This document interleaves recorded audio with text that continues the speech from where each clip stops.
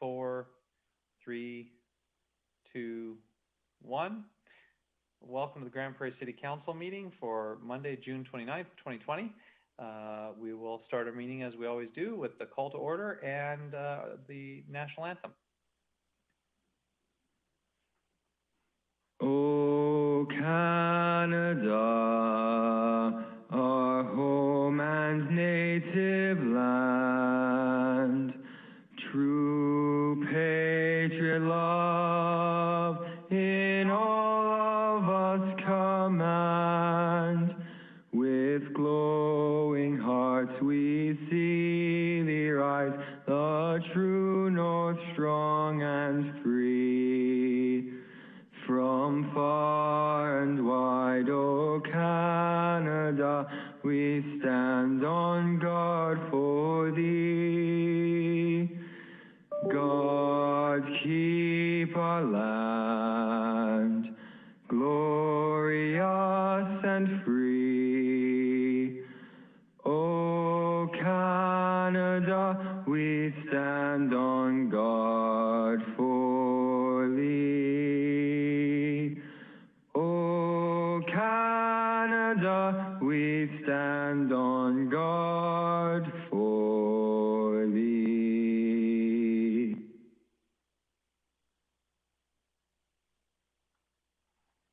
Thank you to the National Film Board for the images of our country, and to our very own Grande Prairie Boys Choir alumni and our City of Grande Prairie Zoom singers for the audio. We'll move on to the adoption of previous council meeting minutes. Can I get a motion for the set of minutes from our last meeting? Councillor Minhas. Thank you, Mayor Given. I move the council adopt the minutes of City Council meeting held on Monday, June 15, 2020 as presented.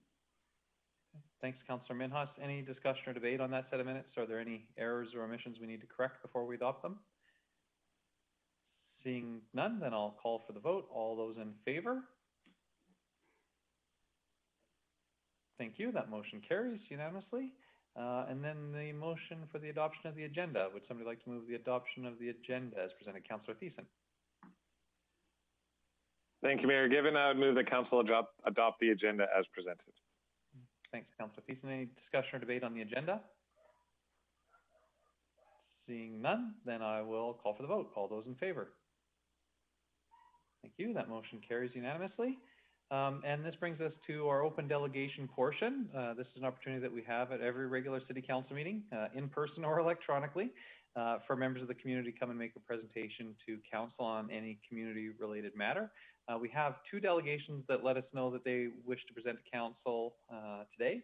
The first, we'll start with the first, was a delegation from MAD, Mothers Against Drunk Driving. I think I see the delegation on screen. If you could turn on your microphone and turn on your video to our representatives from MAD, and welcome. Thank you. Hi there. First off, I'd like to thank you for the opportunity to be part of this meeting today. My name is Tia Marston. I am the community leader for Mothers Against Drunk Driving here in Grande Prairie. My name is Jody Pearson, and I'm the public relations and the events coordinator for MAD Grande Prairie here. Gonna move our camera here. There we go. So we focus on the efforts around public awareness and education initiatives, as well as building community partnerships that share similar goals of ending impaired driving. We make every effort to deliver MAD's message to programs and to local communities. We undertake a diverse range of activities within the communities to help achieve MAD's mission of stopping impaired driving and supporting victims. As volunteers with MAD, we are passionate about raising awareness of the impacts impaired driving can have on the victims and the community. A recent article on Most Dangerous Cities 2020 by Maclean's Magazine listed Grande Prairie as a 4 in severity for impaired driving. According to Stats Canada, Grande Prairie has one of the highest rates of impaired driving in Alberta. As volunteers with MAD, many of us are passionate about helping to reduce this number, as we have been affected directly through personal encounters or know someone who's been affected by impaired driving. With the COVID-19 pandemic, we have been looking for unique ways to continue to bring awareness. We partnered with Harold's Towing for an initiative that started in Parkland County. Harold's Towing provided a crashed car from their lot and they had impaired driving messaging added to the car. We are looking for areas to have this car placed where it'll reach as many views as possible to help spread the message of impaired driving to more people. It's like a digital billboard, but makes you look twice. Our first location we did choose was Ritchie Brothers, just off Highway 43. The vehicle was flipped over, and to present the impact of drinking and driving. It displays on the vehicle, "Don't drink impaired," on both sides of the vehicle. So far, we have received numerous amounts of support through the community and surrounding areas. We feel that this flipped car represents a significant impact on what driving can lead to. We're hoping that to receive some support from the City of Grande Prairie so we can have it displayed within areas within the city and the county. One place that I'd like to see it is near entrances of Ball Diamonds at the Country Club. We notice as there's a lot of drinking that does happen down there. We've both done check stops throughout the previous year, and it is amazing how many people come out of there that have been drinking and driving and that do get their license pulled immediately. It's not uncommon to see people drinking and driving down there or in any other locations where there's a large space that they can party or have a large group event. Our goal is to bring awareness and give reason to people to give a second thought to drinking and driving and understanding and knowing the consequences that do come with it.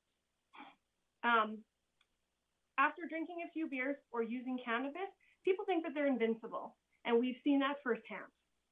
We feel this brings a strong message, and we want to make a difference. Do you guys have any questions for us? Thanks very much for the presentation. I imagine there may be some. Councillor Friesen. Thank you. Thank you both very much for being here today, and thank you for the efforts. I know that Mad disappeared for a little while in Grande Prairie, and you brought it back. I'm very glad for that. My question is, you mentioned, just even in closing here, you mentioned also cannabis. I'm just curious if there is an expectation that the mandate will expand to include impaired driving all around, or did you just happen to mention that? And not that I'm, thinking it should be one way or another. I'm just curious if that's sort of where MAD is headed, please. So we did just make it back in the community here not that long ago. I was actually responsible for, I was looking for a volunteer opportunity in the Grande Prairie area, and I found out that MAD was looking for someone new up here. They didn't currently have anybody. So we are pretty new here still, and this is all new for me. This is not something that I've ever done before.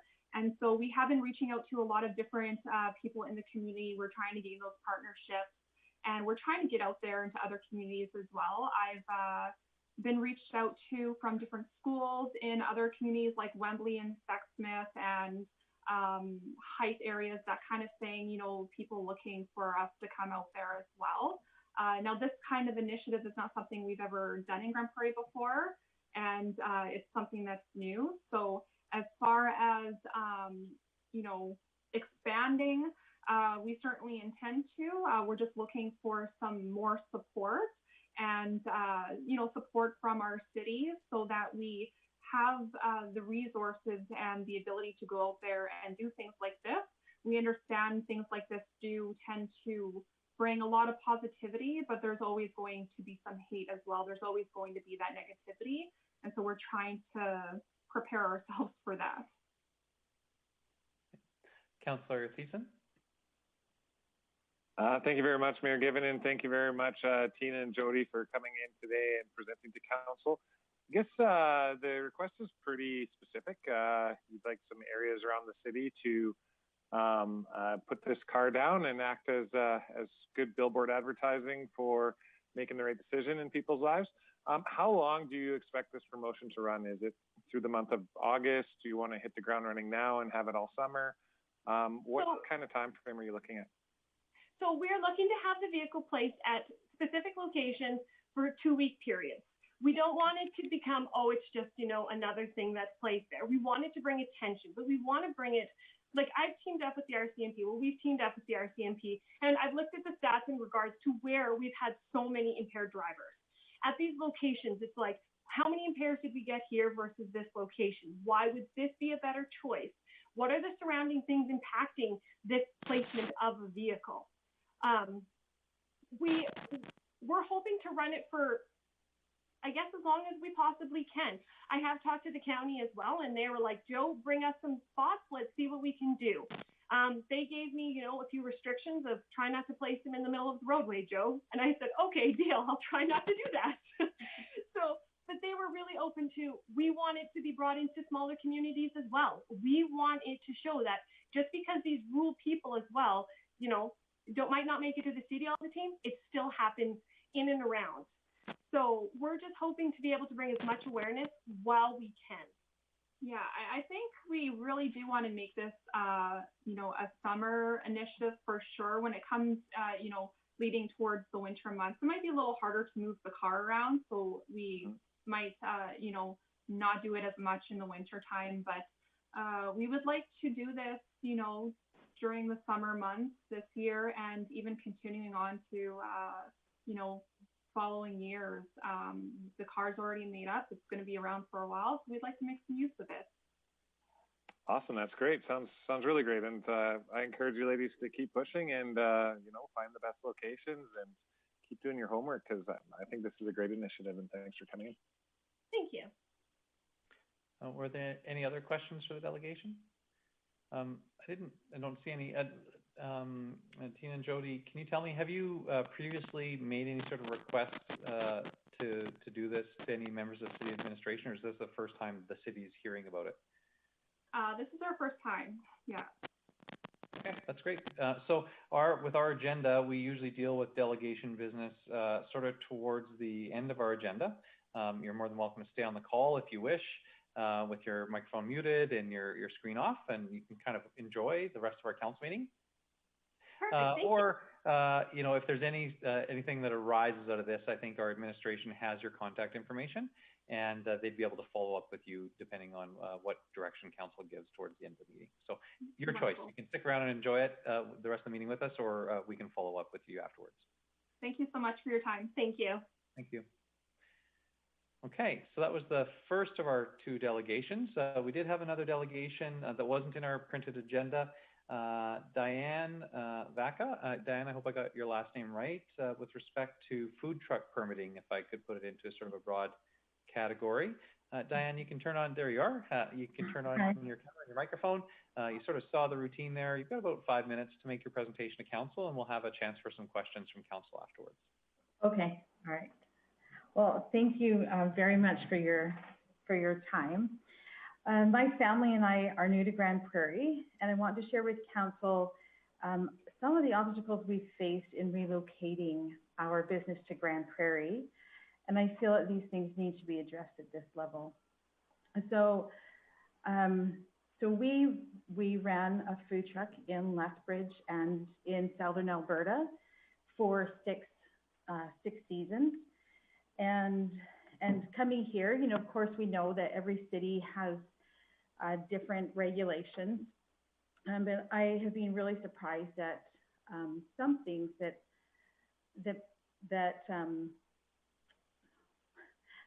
maybe might work better for food truck businesses. So if maybe the first thing to address is,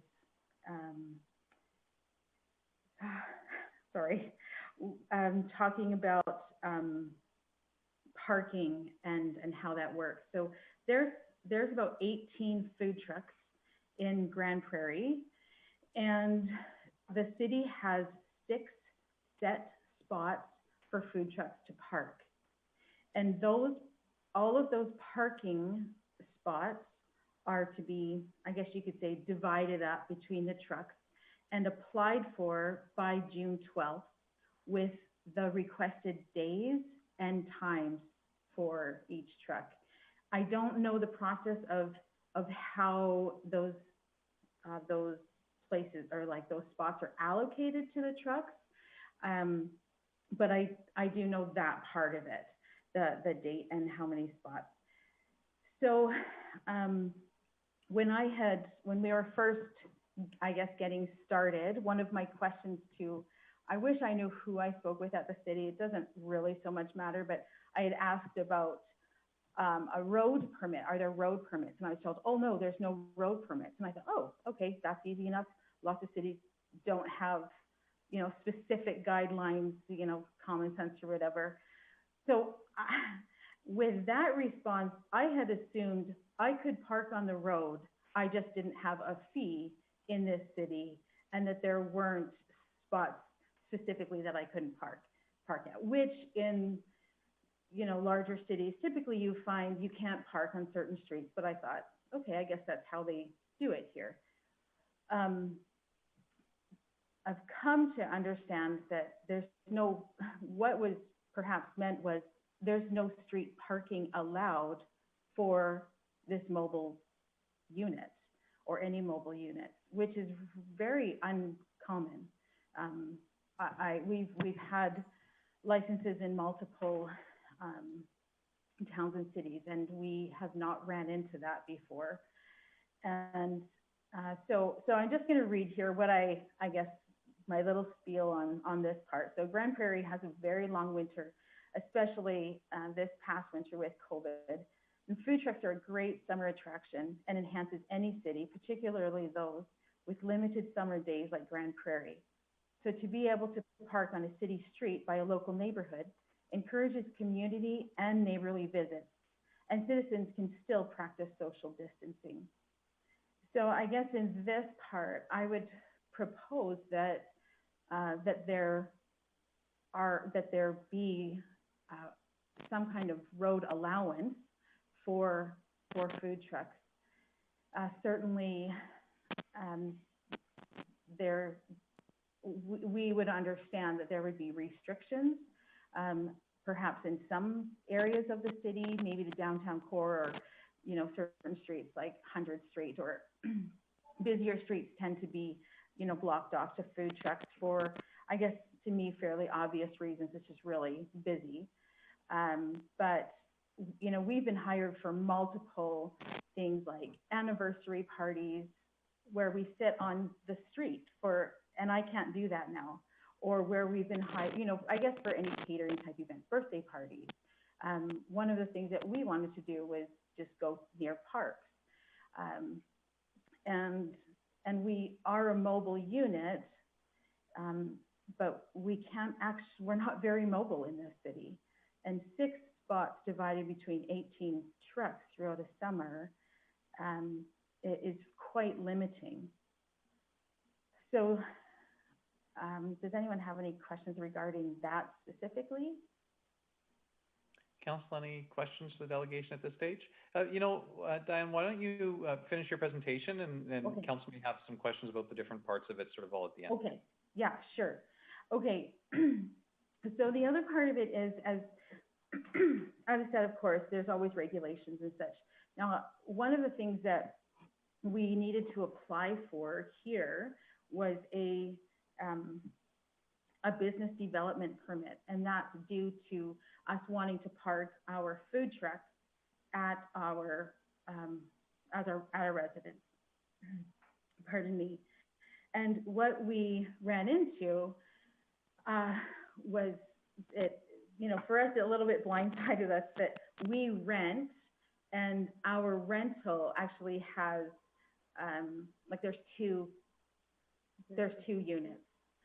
Yeah, there's 2 units.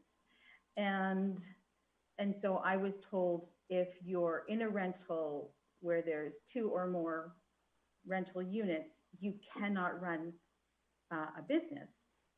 And I didn't get a clear answer as to why, but then I did speak with a counselor, Kevin O'Toole, who did explain to me that the main reason was due to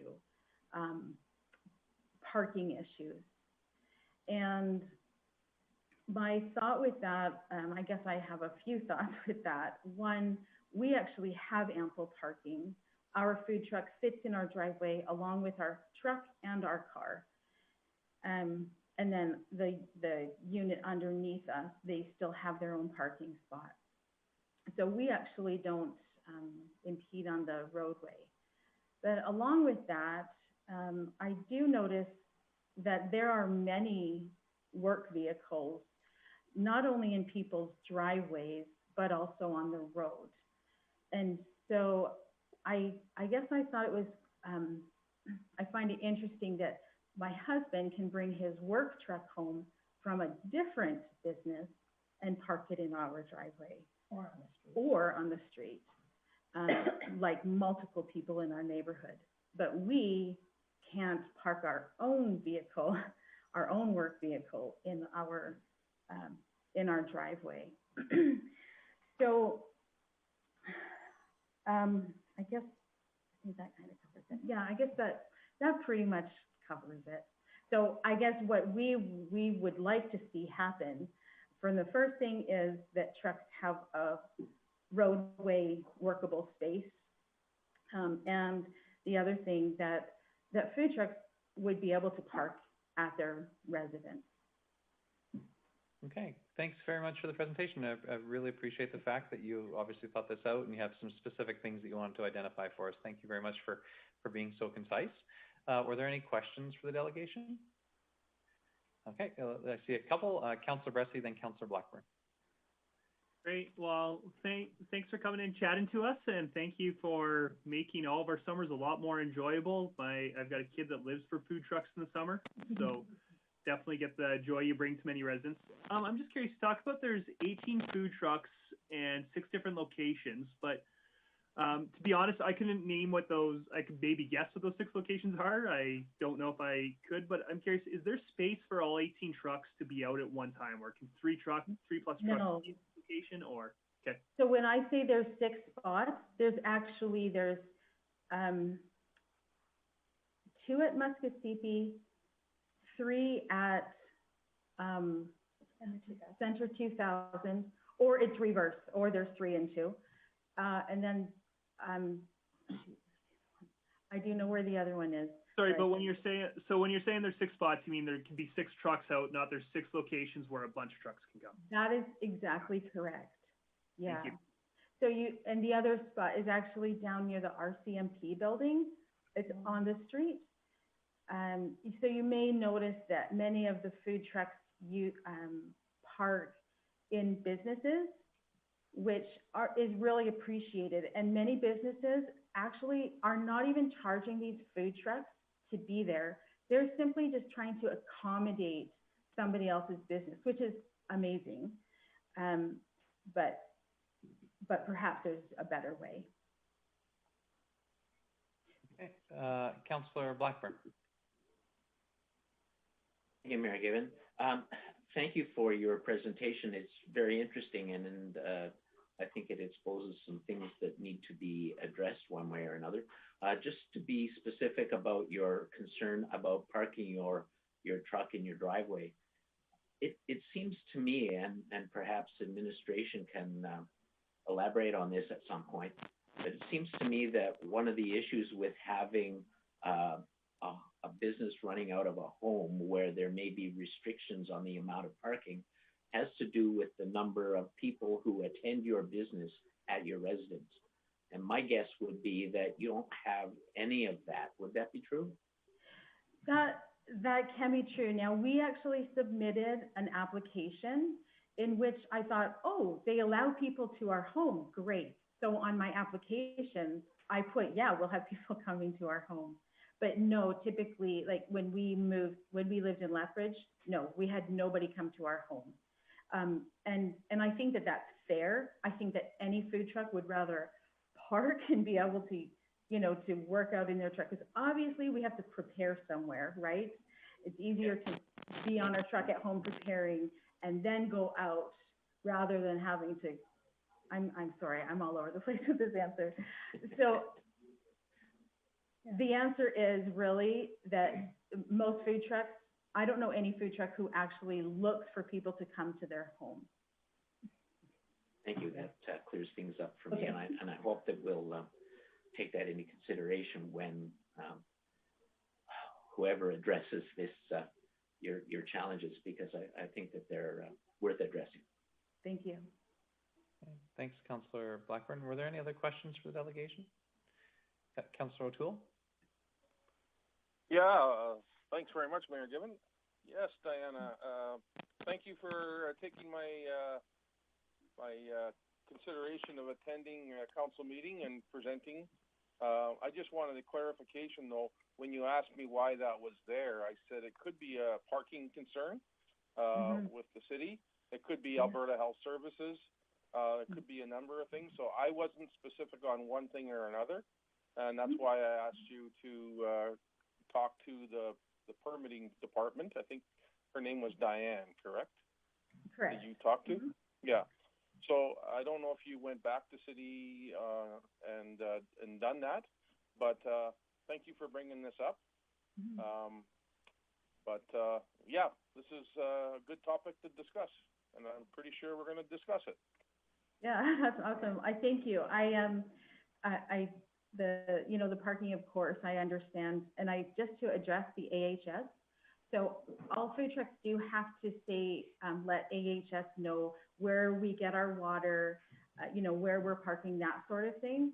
So AHS is okay with us parking at home. We actually have been approved to have a freezer at our home, outside of our home in our garage, and also retrieve our water from our home.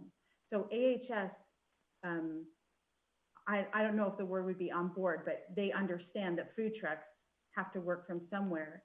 But we are restricted in that all preparation has to be done on our truck, not in our home. And food trucks are well aware of that. Okay, great. Thanks, Councillor O'Toole. Any other questions for the delegation? Councillor Thiessen, do I see you? Yeah, go ahead, Councillor Thiessen. Thank you very much, and thanks for coming in, ladies. I was just going over our land use bylaw, and I'm trying to get the image in my head about the size and scope of food trucks. Currently, we do have a bylaw that's addressed in our traffic bylaw on commercial vehicle private driveway. It says that the commercial vehicle will not exceed 11,794 kilograms of max weight, or be 8 meters in overall length on private property in a residential district. Is your food truck more than 8 meters in length, or more than, I'll say 12,000 kilograms? Like, we'll just say 12,000. Definitely the weight we're okay with for sure. We're 22 feet, our truck is. So just under 8 meters? Yeah, is it? Okay. Yeah. Okay, yeah, no, perfect. I thank you ladies. I want to thank you for coming in and fighting for your business and other food truck businesses here. From what you've told us, I don't see any issues, at least within our bylaws, and hopefully we can address this and then find a solution and a resolution for you both. Thank you. Thank you. So can I just mention one other thing that maybe as you're having your meeting, I think that we're seeing that, hey, if food truck fits, or, if it can park in the driveway, great. But there is in the bylaw, there's something about, and I'm sorry that I don't know the exact bylaw number, but that there can't be 2 or more rentals and a business. And I guess that just needs to be noted too, because that certainly affects me, but I don't see any real reason to that other than maybe a concern about parking. So I guess I'm totally awesome to be on board to help other food trucks, but I'm hoping also that can be addressed as well, so that I could still, even though there's 2 rentals, be able to help my truck there as well. Okay? Understood. Thank you very much, ladies. So as you heard me tell the delegation from MAD, we do deal with delegation business towards the end of our agenda.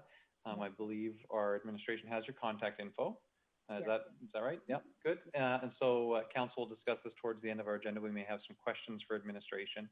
And of the different courses of action that we might take would be to ask them to work with you to identify the problems, send it to committee, but we can have somebody follow up with you to let you know what direction council took. Okay. All right. Thank you so much. Thank you. Thank you both very much for being here, and thanks for a precise presentation. Really appreciated it. Thank you. All right. Thank you. Okay, and so with that, that's the 2 delegations that we knew of ahead of time. I don't see anything else, any other listings. So I'll just ask the city clerk if we had any other delegations that wish to present to council this afternoon. Thank you, Mayor Given. We do not have any other delegations prepared to make a presentation for this meeting. Okay, that's great. Thank you. While the opportunity does exist, I would just remind members of the community that if you do wish to raise an issue with council, there are a number of different ways to do that. Making a presentation to council in this forum is just one of those ways, but obviously direct contact with individual council members, emails, phone, seeing us out at the grocery store, all those sorts of things count, and there are all different ways to raise issues and bring them to council's attention. So I think we'll move on into our agenda. I don't believe we have any items of unfinished business or reports, and that should take us into committee business, and starting with the Bylaw and Policy Review Committee. And Councillor O'Toole, I think that's your set of minutes. Yes, it is. Thank you very much, Mayor Given. I move the council adopt the minutes of the Bylaw and Policy Review Committee held Monday, June 22nd, 2020, as presented. Okay, thanks, Councillor O'Toole. Any discussion or debate on that set of minutes? Seeing none, then I'll call for the vote. All those in favor? Thank you. That motion carries unanimously. Councillor O'Toole, anything you wanted to highlight from that meeting? Well, it's kind of a funny story. We have a meeting, and the question on the table was, we need a policy on the policy review. So with that, administration is going to come back with in the next meeting and discuss some of the things and present, I guess, some of the things that we discussed at the meeting, and come up with a final verdict and bring it back to council.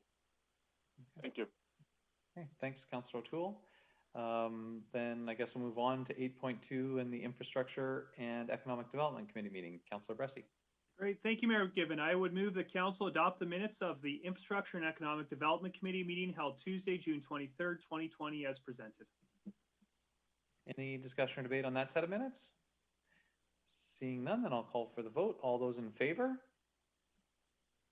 Thank you. That motion carries unanimously. Councillor Bressie. Great. I would move the council approve supporting the Grande Prairie Hospital Foundation by allowing them to auction off the naming rights for the entrance to both hospitals and delegate the responsibility of the final approval of names to the Director of Infrastructure and Economic Development. And just to speak to this, the Hospital Foundation does a lot of important fundraising in our community to make sure that people in our hospitals get great care. And one of the biggest fundraisers they have is their auctions out at the Festival of Trees. And in light of COVID, they're reimagining how those auctions can go. And one of the challenges is they're often a lot of destination-based prizes where somebody wins a trip. And so they're looking for a more local focus to the things they auction off. And one idea was you get to name a street into or out of a hospital. And so if the city donated that, it's very low cost to us. It's in the hundreds of dollars to change the signs out once a year, but it probably can generate some significant revenue for the Hospital Foundation. And just put council's mind at ease, this would be any name that got bought would have to be approved both by Alberta Health Services as well as, if this motion passes as is, our own management. So it's always going to be tasteful names. And I think this is a great contributor to the community. So let's support this. Okay, thanks, Councillor Bressie. Any discussion or debate on the motion? I don't see any. Then I will call for the vote. All those in favor? Thank you. That motion carries unanimously. Councillor Bressie. Great. I would move that council request the Economic Recovery Subcommittee of the Economic Development Strategic Planning Advisory Committee bring back funding recommendations to council on a per program basis for up to $1 million via the Economic Development Manager. And just to remind council what's going on here, we've put aside about $1.3 million to help our economy recover coming out of COVID. And our administration's working on a proposal that's going to talk for about $290,000 of that. And that leaves still $1 million on the table. And so I think the feeling at the Infrastructure and Economic Development Committee is, let's not just use the brains within the city. Let's talk to our experts who are in the business world outside the city and let them bring recommendations forward. So I think this is a good motion. I hope council will support this as well. Okay, thanks, Councillor Bressie. Any discussion or debate on the motion? Councillor Palat. Thanks, Mayor Given. Appreciate the motion, and I'm sure hoping this approved, gets passed. It's something I'm very passionate about. I think Councillor Keeson and I spoke about this earlier today as our members of City Council and Economic Development Committee. We're both going to be very engaged with this committee moving forward and looking forward to, as Councillor Bessie mentioned, some opportunities that the business community may come with us that could really hopefully help us get into some longer term relationships with one of our listeners' business community. And so I'm really looking forward to that, and I urge Council to support this. Thank you. Thanks, Councillor Plott. Any other discussion or debate on the motion? Councillor Blackburn. Thank you, Mayor Given. I'd just like a reminder in terms of the final decisions that are proposed by the committee. Will they be coming back to one of our standing committees or to council, or is this something that they will administer on their own? Yeah, Councillor Bessie.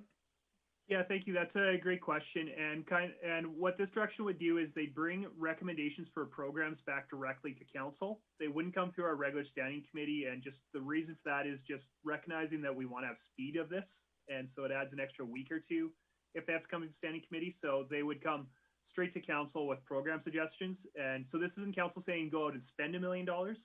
This is council saying go out and please make recommendations to us on how $1 million could get spent. Okay, does that answer the question for you, Councillor Blackburn? Okay, good. Any other discussion or debate? Seeing none, then I will call for the vote. All those in favor? Thank you. That motion carries unanimously. Councillor Bessie, anything else you want to highlight from that set of minutes?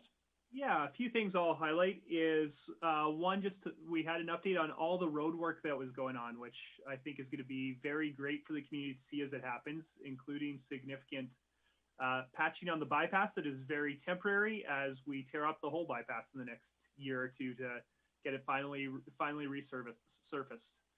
The one other thing that I will highlight is we had a conversation about small lot residential development, and what our council has decided in the not too distant past was to relax some of our restrictions on small lot residential and kind of see how that played out in the community and see if some of the restrictions have been made, things like driveway width, parking, mandatory parking, things like that, could make more small lots work within a community than our land use bylaw currently contemplates.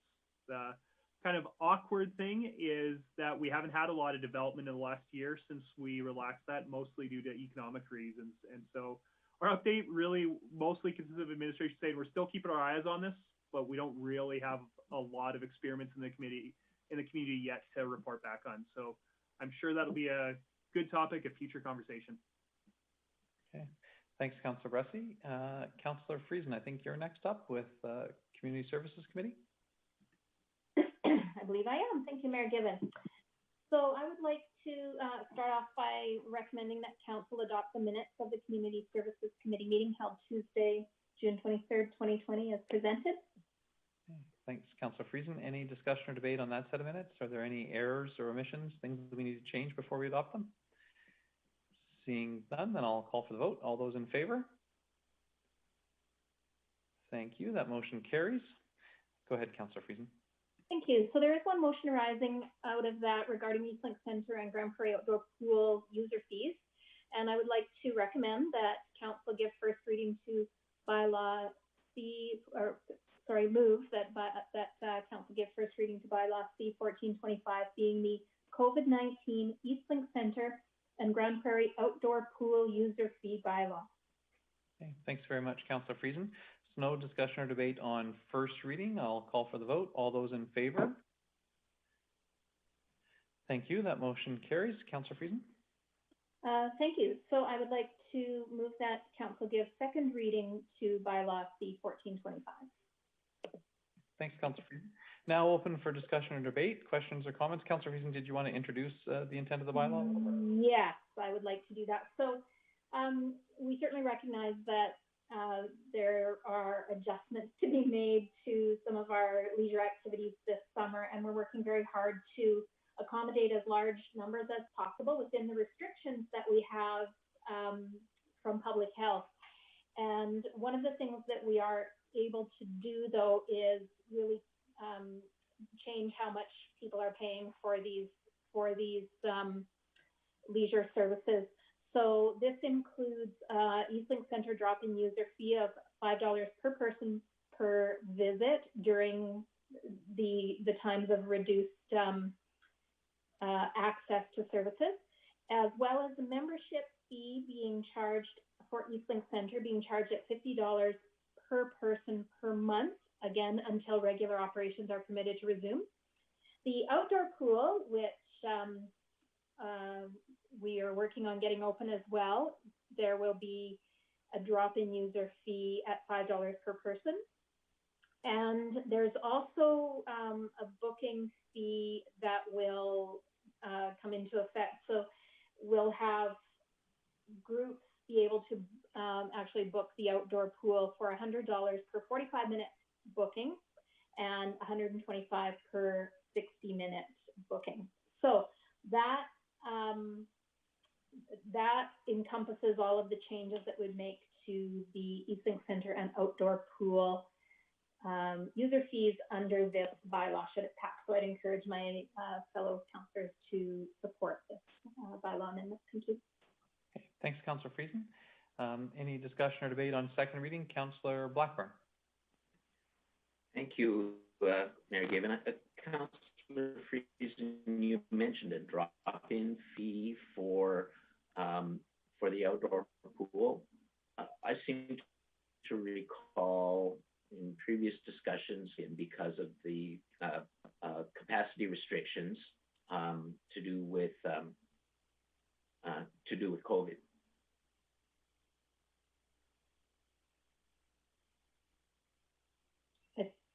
I think, is Councillor Blackburn frozen, or was that, I didn't quite hear a question, but I hear the implied question.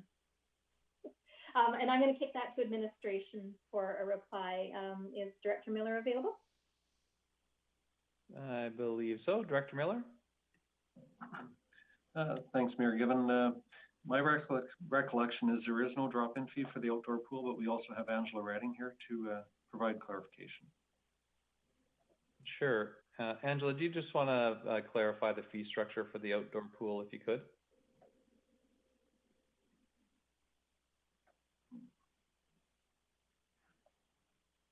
Thank you, Mayor Given. The outdoor fee structure, my hope is that over these next few weeks or several weeks, we're able to lessen some of the restrictions that we have on the space at the outdoor pool. And so in advance of there being potentially some other stages being introduced, rather than having to come back, we would like to implement that $5 drop-in, should we need to exercise it. So fair to say that it's essentially in the bylaw, even though it may not be used for this first stage of the reopening. Is that a fair way to say it, Angela? Yes, thank you, Mayor Given. Absolutely, it won't be used immediately. Councillor Blackburn is absolutely correct. It is cohort bookings only in our first phase of our relaunch, but fingers crossed, we are really, really banking on some of those restrictions changing, and so that $5 per person would be what we would use. Thank you. And one more question, if I may, Given. Remind me what we're going to be doing with this bylaw once we are able to go back to full opening, where the full membership fees would apply. Sure. Ms. Redding, what happens when the bylaw isn't needed anymore? Thank you. So we will come back to Council to essentially remove this bylaw. And as soon as our regular operations are able to begin again, we would start implementing our regular fees, but then we would have to come back to remove this bylaw. I hope I got that right, Arlene. I believe so. So administration would have to come forward to ask council to remove this bylaw to allow the other one to come back into place. Were there any other questions for administration? Oh, Arlene, you want to clarify? Thank you, Mayor Given. I do want to clarify that the bylaw itself is, now that it is passed, we are able to act on it. And because of how it's written, once the situation relaxes, where we can go back into proper utilizing our fees, rates, and charges bylaw accordingly. If this bylaw were to just, for lack of a better word, sit on the books for a while, it wouldn't impact how city operated and could wait in the wings for a period of time that may allow the city to fluctuate if, in fact, we see a second wave and we need to act accordingly. Okay, thank you for that. That's what I suspected. Thank you, Mayor. Thanks, Councillor Blackburn. Any other questions or discussion on this bylaw? Seeing none, then I will call for the vote on second reading. All those in favor of second reading? Thank you. That passes unanimously. Councillor Friesen. Thank you. So I would now like to move that Council have third reading of bylaw B 1425 at this meeting. Thanks, Councillor Friesen. So this is a motion to have the third and final reading here this afternoon. If this motion to have it doesn't pass unanimously, we wouldn't be able to move on to that third and final reading until our next council meeting. So is there any discussion or debate on the merits of having third and final reading here this afternoon? Seeing none, then I'll call for the vote. All those in favor? Thank you. That motion does carry unanimously, Councillor Friesen, so we can move on to closing out the business with third reading. I would like that. I'll move that we give third reading to bylaw C 1425, being the COVID-19 Eastlink Center and Grande Prairie Outdoor Pool user fee bylaw. Thanks very much, Councillor Friesen. Any discussion or debate on third and final reading? Seeing none, then I'll call for the vote. All those in favor? Thank you. That motion carries. And Councillor Friesen, anything else you want to highlight in that set of minutes? Thank you. I'd like to talk for just a second about the pools. It's coming along to get them reopened, and I'm particularly excited about the outdoor pool because we only just got it open for, what was it, like a weekend or something last year. So to be able to invite the community back into that leisure space is just fantastic. So we can look forward to that. And the other thing that I want to touch on is changes to transit fares. Because of COVID-19, we had no transit fares because we wanted to minimize physical transfer, hand-to-hand transfer of fares. But that has, fares have been re-implemented effective today. Now, all customers who have a valid monthly pass as of March 19th will also have an additional month added automatically to their super pass. And there are some riders will notice that there are some barriers and that sort of thing that have been added or are being added to the buses, again, to minimize any transmission of virus. That's what I wanted to highlight. Thank you, Mayor Given. Great. Thanks very much, Councillor Friesen. We'll move on to the Corporate Services Committee meeting and Councillor Minhas. Thank you, Mayor Given. I will move the council adopt the minutes of Cooperative Services Service Committee meeting held on Tuesday, June 23rd, 2020, as presented. Thanks very much, Councillor Minhas. I will call for is there any discussion or debate on that set of minutes?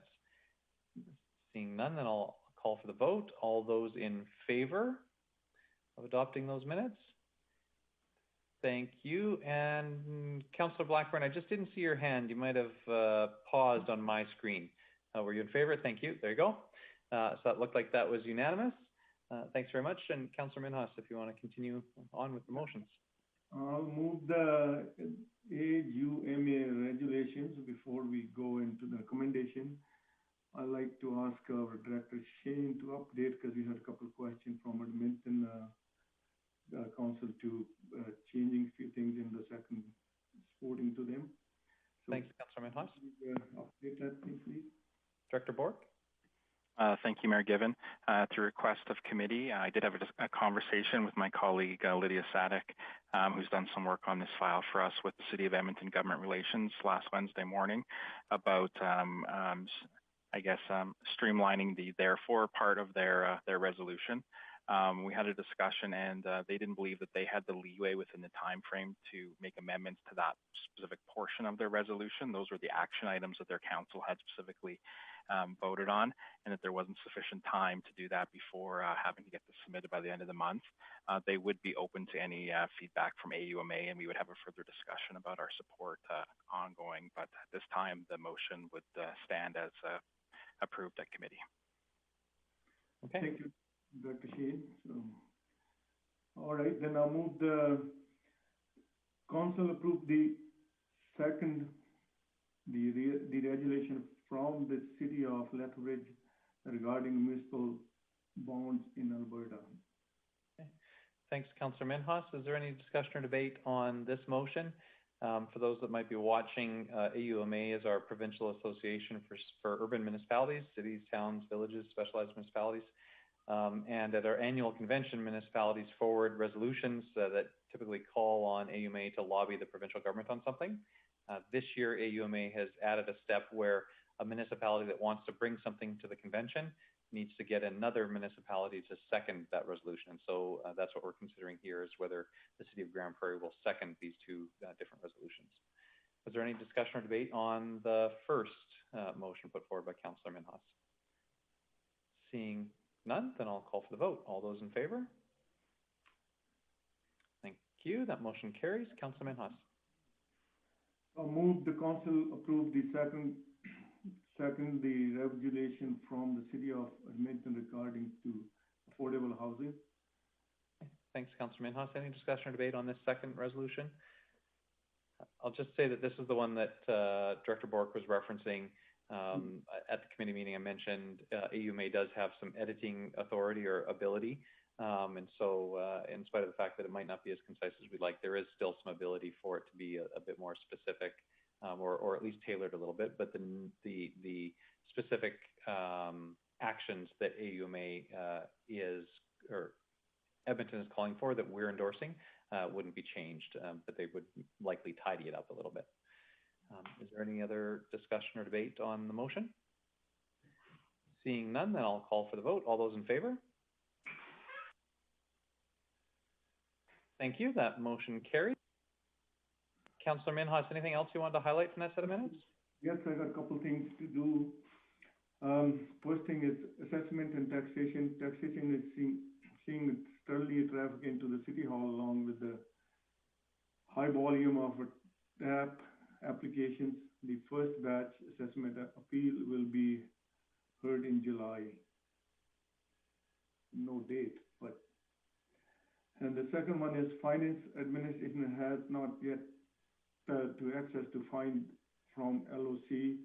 The cash flow is being monitored regularly. Public engagement for the budget 2021 will be begun this week.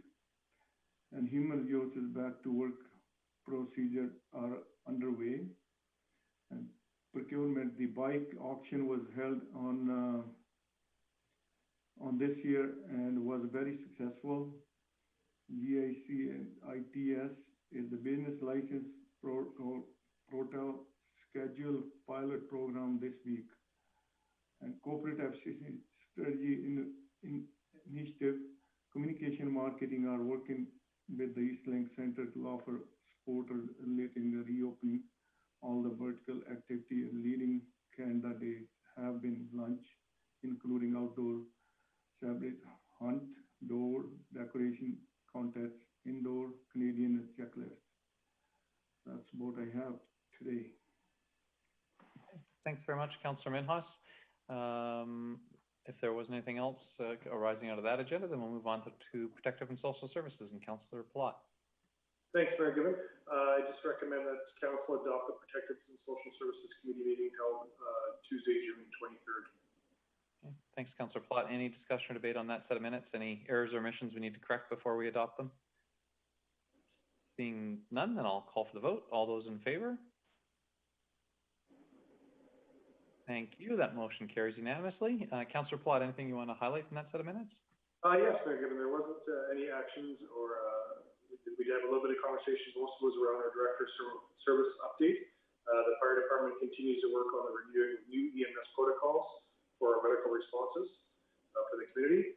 Also, enforcement services is working with parks to continue the Rotary House area cleanup and mowing, and it is definitely looking much better so far this summer. So that was the report. Great. Thanks very much, Councillor Plott. I think that takes us to 8.6 in the Council Committee of the Whole meeting. This is the meeting with respect to community group funding. Can I get a council member to bring forward that set of minutes, Councillor O'Toole?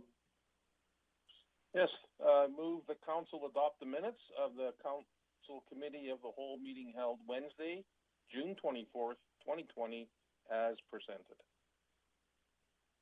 Thanks, Councillor O'Toole.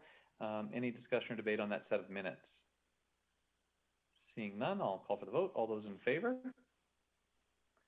Thank you. That motion carries unanimously. And then we have a number of motions rising, and we can take turns, or everybody can try to fight for their favorite one, or we can start with Councillor O'Toole because he moved the minutes, sort of whichever direction. Councillor O'Toole, I see your microphone's still open. Why don't you go ahead? I will, I'll do the first one and we'll leave it up for the next ones if anybody wants to do that. So recommendation is I move the council to approve the maximum allocation of $7,500 per organization per year, with a maximum being $5,000 for matching grants and a maximum of $2,500 for cash grants. For the new Community Improvement Grant, formerly the Parks Improvement, Neighborhood Matching, and Community Enhancement Grants. Okay. Thanks, Councillor O'Toole. Any discussion or debate on this first motion? I don't see any. Then I will call for the vote. All those in favor? Thank you. And opposed? I see one opposed. Thank you. Okay, we can move on to our following motions.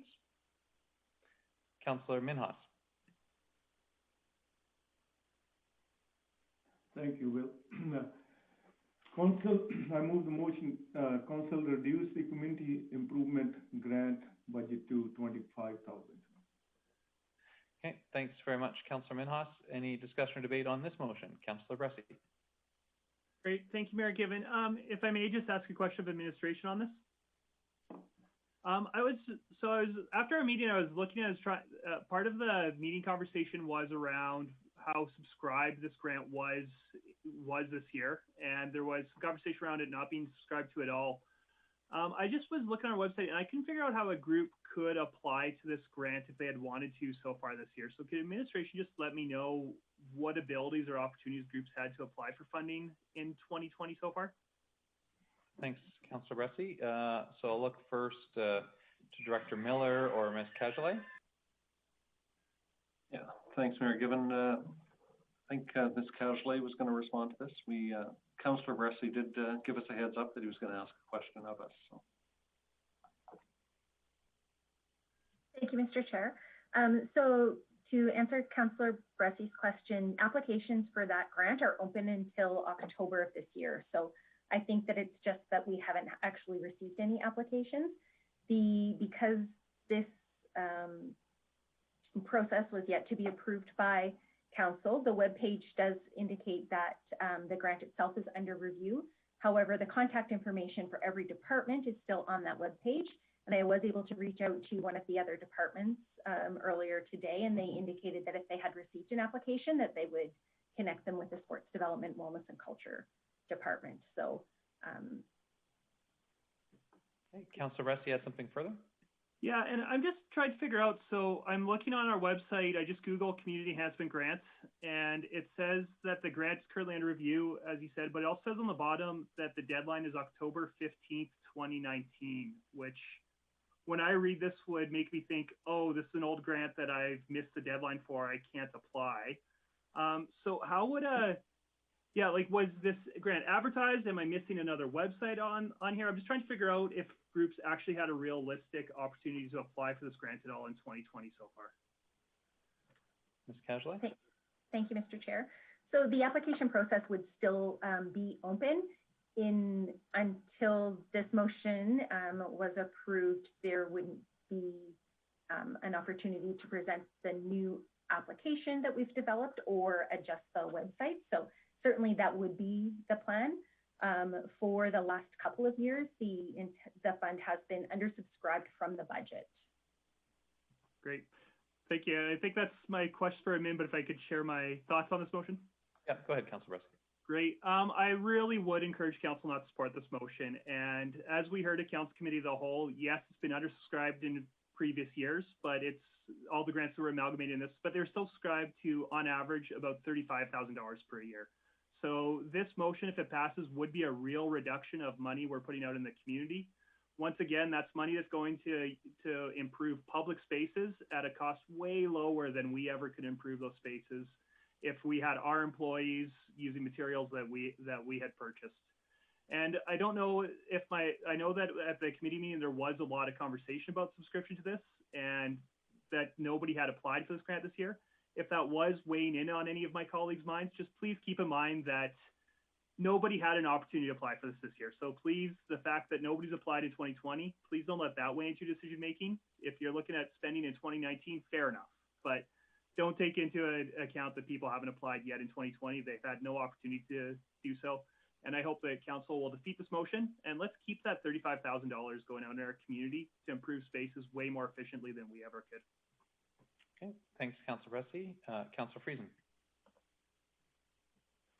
Thank you, Mayor Given, and thanks for those questions, Councillor Bresky. I spoke to this the other day in Council Committee of the Whole, and I'd actually like to make the same amendment to this as I did at the committee, and that is that Council reduce the community improvement grant budget to $35,000. And for the same reasons that I spoke to the other day, this is, as Councillor Bresky said, this is how we really can leverage some community dollars with some city dollars and get some great improvements. We're also, we just approved that there would be an increase to the maximum allocation amounts available in this grant while talking about decreasing the overall pool of funding. And I think that we may be not maximizing what we can get out of this grant if we are to limit it to only $25,000. You know, in light of what Councillor Bresky just talked about in terms of it not being easy to access, I think a reasonable person would look at that and not bother. And I, you know, I hear Ms. Cajolet saying that, yeah, if something had come through, it would have been forwarded. But I just think, you know, had I gone on and seen that, first of all, it was under review and that the deadline was last year, I wouldn't pursue that. I think that's reasonable for anyone to have done. So in light of that, I would like to make the amendment. And I guess I just spoke to it before it was even on the table. So there you go. Sure. So the amendment to amend the motion to read $35,000 rather than $25,000. Okay. So motion's in order. Open for discussion, debate on Councillor Friesen's amendment. Councillor Plott and then Councillor Blackburn. Thanks, Mayor. Just a question for administration. I think I know, but just for clarification, if this fund wasn't fully subscribed, we didn't spend the $35,000, what would happen to the excess? Would it roll over to future years, or would it just go into general operation for that calendar year? Ms. Cajolet? I'm sorry, I had difficulty hearing the question. Could we ask Councillor Plott to repeat? Sorry, Ms. Cajolet. So if the fund wasn't fully utilized, what would happen to the remaining balance? If we didn't have $35,000 spent, would the money roll over in this area, or would it just be captured in just general operation in that year? Okay, thank you. Through the chair. My understanding is that because it is grant funding, that it would actually be transferred to general reserves. So for that, I would support the motion. Thanks, Ms. Cajolet, because I don't see any harm in keeping it there. If we don't subscribe it, then fine, we don't need it. I'd be more fearful that we're trying to find a way to get $10,000 back into the community with some people getting some creative ideas coming up potentially this year. So I'd love to see us leave this at $35,000. If it doesn't get spent, the money will come back to the community one way or another. Okay, thanks, Councillor a lot. Councillor Blackburn. Thank you, Mayor Gavin. May I please be reminded of what the current value is for this fund? Ms. Cajolet? Thank you, Mayor Given. The current budget for the grants is about just over $45,000. Thank you. Okay, thanks, Councillor Blackburn. Any other discussion or debate on Councillor Friesen's amendment? Councillor O'Toole. Thank you very much, Mayor Given. I spoke at the committee meeting the other day, and I suggested that I would not support it, and I still stand by that today. So thank you. Okay, thanks, Councillor O'Toole. Any other discussion or debate on the amendment? Seeing none, then I will call for the vote on Councillor Friesen's amendment to change the number from $5,000 to $35,000. All those in favor? I see 1, 2, 3, 4. Thank you. And all those opposed? Well, I see 1, 2, 3, 4, 5. So that motion does not carry. The amendment does not carry. Back to the main motion as originally presented. Is there any need for discussion or debate on the main motion as presented? Seeing none, then I will call for the vote. All those in favor? Thank you. I see 1, 2, 3, 4, 5. I think Councillor Clayton, you were in, oh, sorry, 6. Sorry, 1, 2, 3, 4, 5. Okay, thank you. And opposed? I see 1, 2, 3 opposed. I'm not seeing Councillor Blackburn on my end, so it's possible we have a lag. So we will just pause a second to see if Councillor Blackburn's lag clears up, and it looks like it hasn't. So with technology, we have to deal with these bumps. Council members from time to time in a live meeting do have to leave the council chambers, and so his vote will just not be recorded. We did have what looked like... Can you hear me, Mayor Given? Councillor Blackburn. Can you hear me? Yes, I can. I apologize. My internet connection is very poor. Sure, Councillor Blackburn, even your audio is a bit spotty, so if you'd just like to tell us how you voted on the main motion, in favor or opposed? Opposed. Okay. Could you hear me? Opposed. Yes, sir. So I think that makes us 5 in favor of the main motion as presented and 4 opposed. So that motion does carry. And thanks for bearing with us, Councillor Blackburn, as we go through. We've all had that internet pipe get a little bit small in our neighborhoods from time to time. I know it's happened to me too. So we'll move on. We do have a number of other motions that arise here. The next was with respect to the Arts Development Committee in terms of reference. Can I have the council member make that motion? Councillor Thiessen. Thank you, Mayor Given. I would move that council change the terms of reference for arts development funding to include a category for performing groups and a category for operational funding to a maximum of $5,000 per organization. Okay, thanks, Councillor Thiessen. Any discussion or debate on that motion? Seeing none, then I will call for the vote on Councillor Thiessen's motion. All those in favor? Thank you. I see everybody's vote register there. Thank you. That motion carries unanimously. Who would like to make the next one? Councillor Black? Councillor Minhas, would you like to make the next one? Sure. Thank you very much.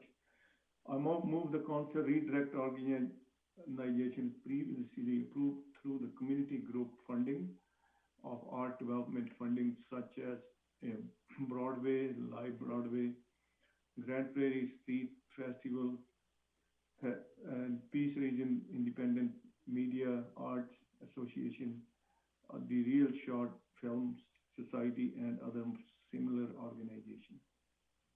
Okay, thanks very much, Councillor Minhas. Any discussion or debate on this motion? I don't see. I always like to pause just to make sure whether everybody's frozen. I'd look to see if I could see a little bit of a shift or something like that. Looks like everybody's still moving, but I don't see anybody raising their hands. So I will call for the vote on Councillor Minhas's motion. All those in favor? Thank you. Yeah, there we go. Okay, I see you, Councillor Blackburn. That motion carries unanimously. And then can we move on next to the arts development funding motion? Councillor Thiessen, go ahead. Thank you very much, Mayor Given. I move that council increase the arts development funding budget in the festival funding category by $35,000. Okay, thanks very much, Councillor Thiessen. Any discussion or debate on this motion? Councillor Clayton. Thanks, Mayor Given. Maybe Ms. Casually can just, for the public, update on what that looks like in regards to the combining of arts development, what the dollars were total when they were separated, and now by adding 35,000, what the total dollars spent will be on that combined committee. Ms. Casually? Certainly, thank you, Mr. Chair. Bear with me for 1 second here. The arts development budget previously was $80,000. So by adding this increase to it would make the total budget for that fund $115,000. Go ahead, Councillor Clayton. You have something further?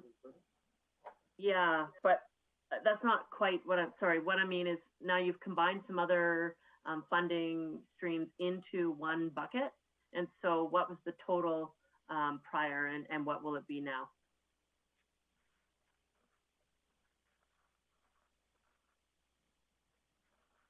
For example, you added street performers, Broadway Live Broadway.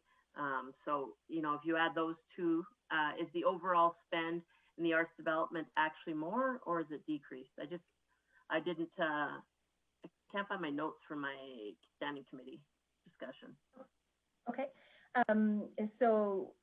With the recommendation to move some of those groups into arts development for 2021, it would look like a slightly reduced budget simply because we have a couple of groups that received funding that was dispersed and approved for 2020. Because of the current situation, they were not able to hold festivals or events. So that money would be allocated to the 2021 cycle. Therefore, those are not included in the 2021 budget. Does that answer your question, Councillor Clayton? Okay, thank you. Thanks, Stephanie. Any other discussion or debate on the motion? Any other comments, questions? Councillor Blackburn.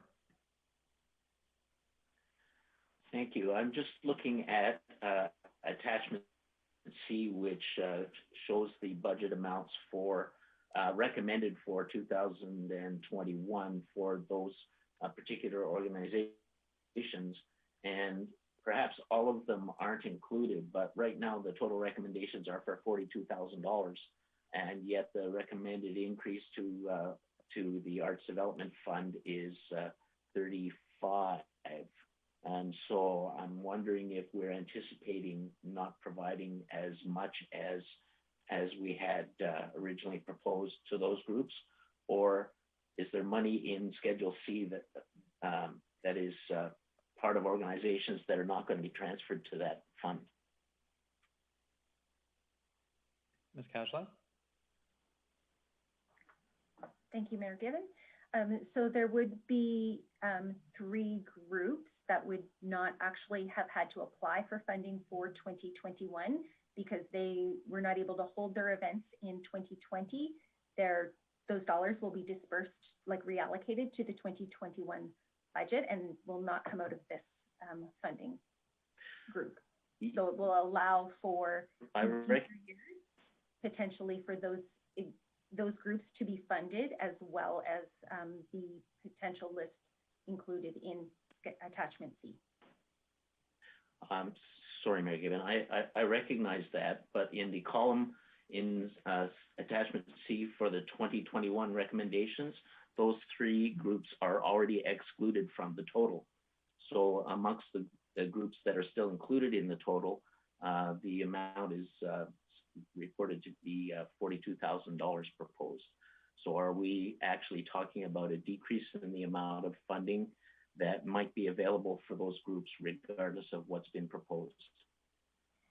So thank you, Mayor Given. To answer Councillor Blackburn's question, that would be the recommended allocations for this year, but the budget would stay at the 115 if approved. Is that clarified, Councilor? Okay. Okay, thank you. Any other discussion or debate on the motion? Seeing none, then I will call for the vote on the motion to increase the arts development funding budget in the festival funding category by $35,000. All those in favor? Thank you. That motion carries unanimously. And then we had two last motions from this Council Committee of the Whole. Can I get a motion on the reallocation of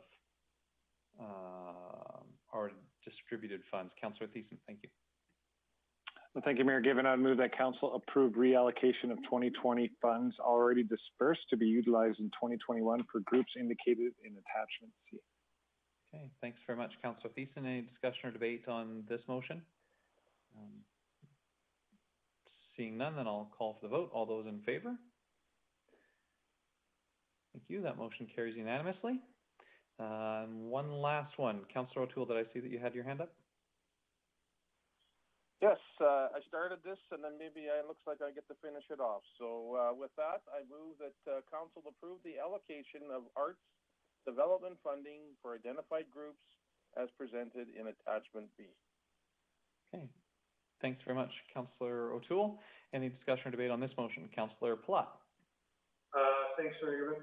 Mentioned it kind of last week, but I'm just wondering if we can get any kind of an update around Nighthawk. It's one of the biggest line items on this attachment. And just a fear that that number is not going to be anywhere near enough, so we throw it out there and it might not be what they need. Just wondering if we're going to have a discussion or if we approve that today, if another Nighthawk conversation would happen. Yeah, so a question about Nighthawk. We did hear from administration that they hadn't at this stage changed, but Councillor Thiessen, you did mention that they were going to be having a meeting. You may have more information. So I don't know if any member of administration has any updates with respect to Nighthawk and their requests. Director Miller. Thanks, Mayor Given. Stephanie may have more information, but I don't believe we have anything different than what we heard at the last CCW meeting. Ms. Casualay? Thank you, Mayor Given. So the organization is currently waiting on the results of some reports, and they do not anticipate that those will be available before the next CCW meeting, unfortunately. So, you know, I think with respect to that, appreciate the concern for the Hill. If there's something that arises out of that, then they could come forward at any time, obviously, and Council would have a decision to make about that. But it sounds like there's no information that would enable them to make a new request. Councillor Thiessen, is that about right? That's exactly right. I also appreciate Councillor Platt's concern, and at the last meeting I flew it out there. If we don't know anything until the geotechnical report comes back, essentially we're waiting till about August before we know anything there. But I have an update for Nighthawk as the board met in between council meetings, so I'll let everyone know then what we're talking about at the Hill. Okay, thanks, Councillor Thiessen. Councillor Clayton, I saw you had your hand up there before the start. No? Okay, thank you. Was there anything else further on this motion? Seeing nothing, then I'll call for the vote. All those in favor? Thank you. That motion carries unanimously. I think that handled all of the business that came out of this Council Committee of the Whole on community group funding. We did have some other important work that will be coming back to a CCW meeting shortly, and so we will have some more motions on community group funding, including specific allocations for funded groups, but that will come back at another council meeting. I think that handles all of our committee business, and we had no items of correspondence, but we did have our two delegations. We had a request from the delegation from MAD with respect to identifying locations for them to be able to display their promotional vehicle. And then we also had the delegation from Diane Vaca with respect to food trucks. So let's maybe start with MAD. Councillor Friesen.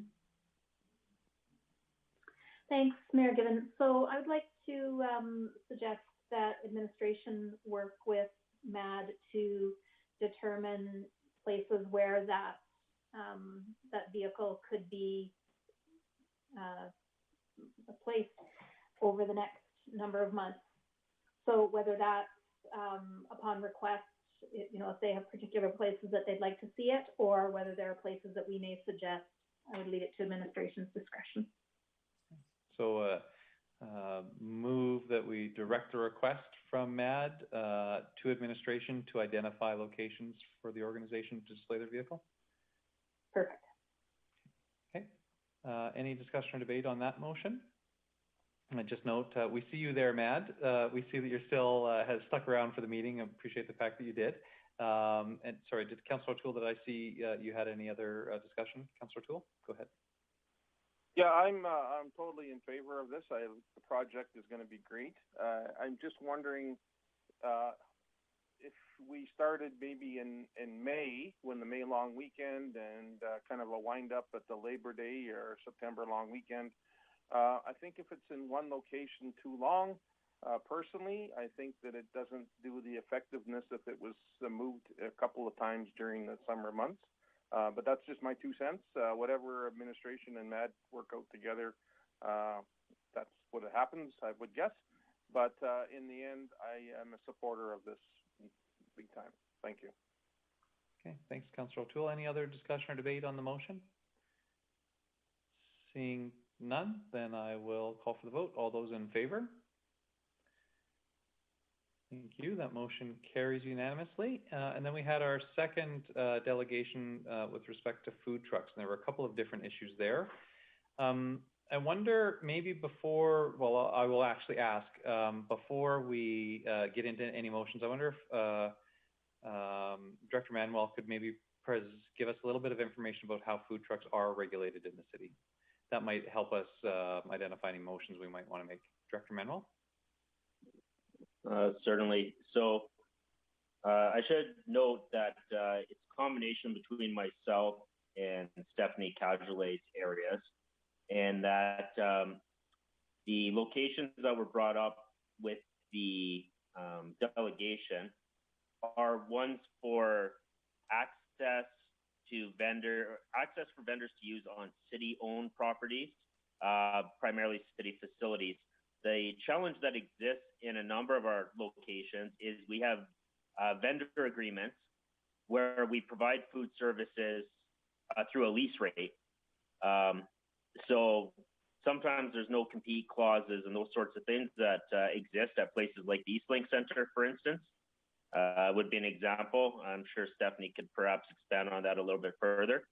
When it comes to residential areas, the challenge that exists, there is no specific provision that speaks to a food truck can't operate within a residential area. But what does exist is the commercial vehicle size and weight restrictions and detached trailers. The vast majority of food trucks in Grande Prairie aren't actually trucks. They're trailers, and the parking provisions around trailers are different than those of regular, I guess, fixed platform trucks.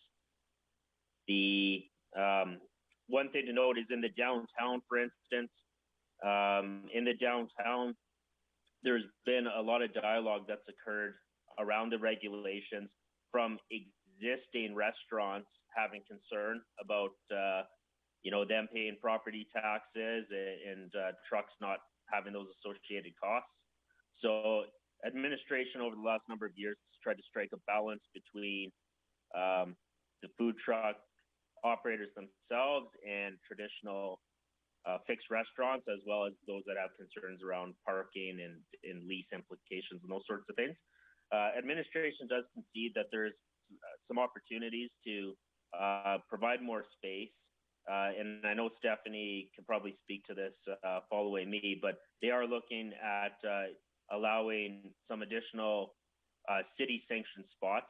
And it is important to note that the vast majority of food trucks do operate on private property, which we take no position on. Okay, thanks, Mr. Manuel. Ms. Cajulet, do you want to give us a little bit of an update from your department's perspective? Thank you, Mayor Given. So just this year, we did develop an application process for a mobile food concession use and parking, I guess. So we have designated spots at both Muskosibi Park and at Center 2000, but there certainly are other options available within the city if somebody wanted to apply for those. So as an example, we don't have designated spots at Montrose Cultural Center, but we certainly have been able to utilize that space for food truck events in the past. And then as Director Manuel mentioned, certainly on private property, the permission must be granted from the property owner. Okay, thanks, Ms. Cashley. Mr. Manuel. Yeah, sorry. And I did want to speak to the size and weight requirements in the residential areas. So enforcement regularly deals with vehicles, commercial vehicles such as garbage trucks, tow trucks, a number of vehicles that do exceed those size restrictions. And so it's not targeted specifically at food trucks in relation to those rules. And, you know, one of the things I do want to highlight is all of those provisions that exist within the traffic bylaw or in the land use bylaw are dealing with issues that have been brought before council in the past where people had problems. So we do have to be careful about any unintended consequences is just something I want to highlight, because the reason it exists in the bylaw is because somebody came forward with concerns in the past. Okay, thanks very much, Mr. Manuel. And thank you to the two members of administration for that bit of a backgrounder. Council, any action arising? I can see folks considering the presentation that they heard earlier and the new information. Councillor Blackburn. Thank you, Mayor Given. I appreciate the restrictions that are in place, and I also appreciate the fact that that applications for new locations would be entertained by the city if people had the right kinds of proposals. I am concerned that some of the regulations that Director Manuel talks about may have been put in place and unintentionally made it difficult for food trucks to do the kinds of things that they would like to be able to do, especially in residential areas. So I would like to make a motion to the council direct administration to work with the folks who were in our delegation today to discuss and explore exceptions that would be appropriate for food trucks. And just to further speak to it, I think that some of the things that we do differently here than in other locations would certainly be worth looking at again.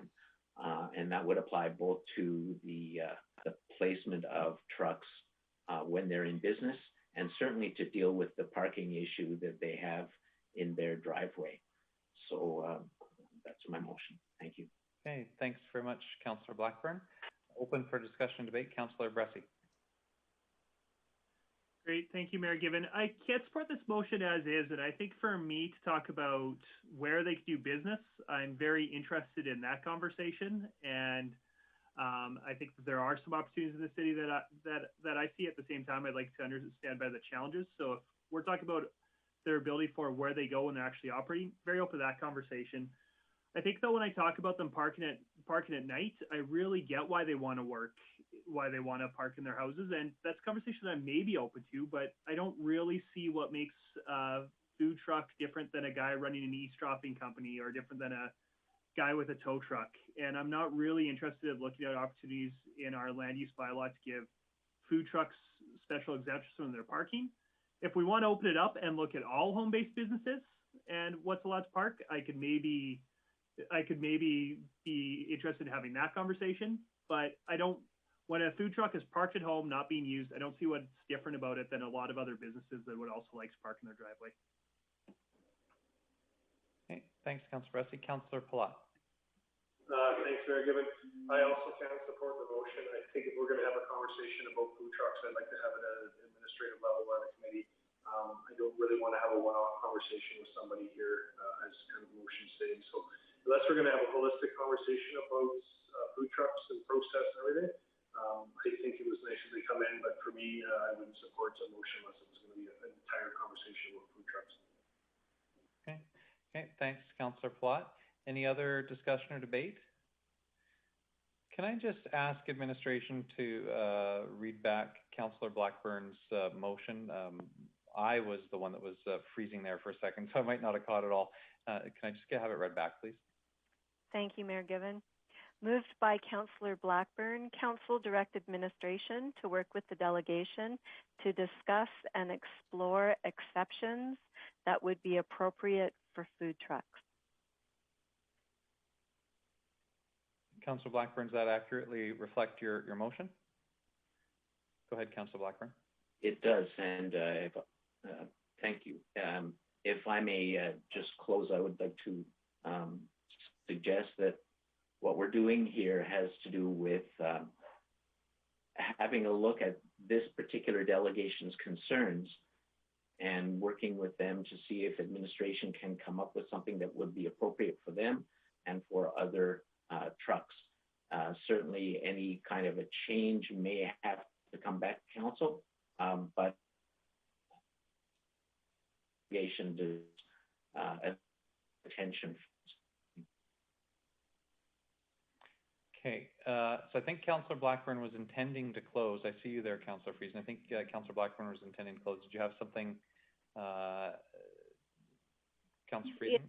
If I may, thank you, Mayor Given. Having heard it read back, I have no issue supporting it as it is written.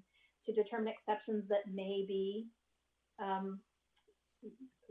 good for food trucks doesn't say that necessarily we are looking at lifting parking restrictions or whatever.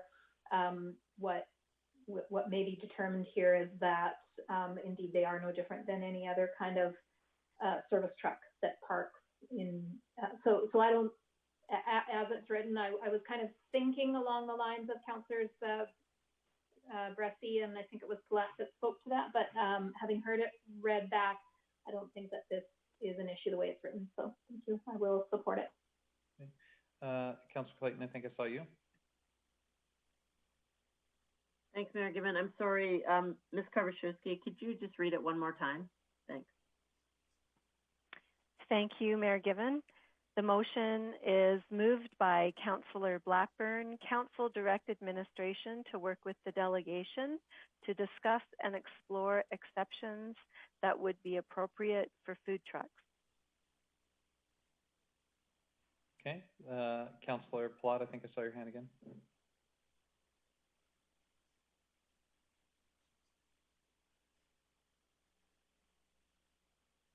Now I lost you altogether. There you go. I magically disappeared right here. I just have a question for administration. If this motion were to pass, then I guess I just want to confirm that this is a conversation only and that no changes will be made unless it was brought back to the committee. Thanks, Councillor Plott. So I know that there were sort of two departments that were working on this. I am imagining it kind of as business licensing. That's why I'm going to Director Manuel to start. Director Manuel, how would you interpret the emotion that's on the floor?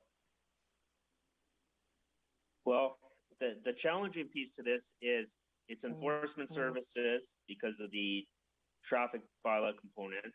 It's development services because of the home occupation piece. It's the sport development, wellness, and culture because of the city facilities piece. The gist of it is it's not simple, and there's a lot of parties to consult with, and we're headed into the council break. So certainly we can have the dialogue, and it's going to well inform us.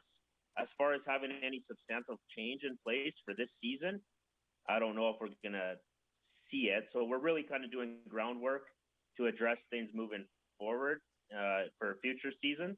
I don't know if it's going to make a big difference in regard to this season, other than I think we can provide some clarity around some of the issues that have been raised, because to me it sounds like it appears more restrictive than it actually is. Okay, thanks, Director Manuel. So I saw a couple others. I see Councillor Thies and then Councillor O'Toole.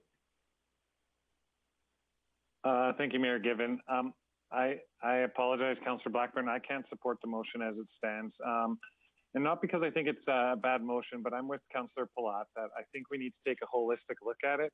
I was looking at our traffic bylaws. I was looking at our business license bylaws. Food trucks are becoming an industry all their own as far as restaurants are going for providing mobile food services. They don't pay property taxes. And I think it's important that, that council take a look really with administration and perhaps over the long haul. I don't expect any big changes happening over the summer, but there's a couple other things that the delegation commented on, such as road permitting, you know, the ability to, you know, pick a spot on a street somewhere and be able to do that because you have the permit. So I think we need to take a big, broad look at it. And I don't know if I have a good feeling about sitting down with one delegation to explore exceptions that would be appropriate with food trucks and not all the other food truck businesses.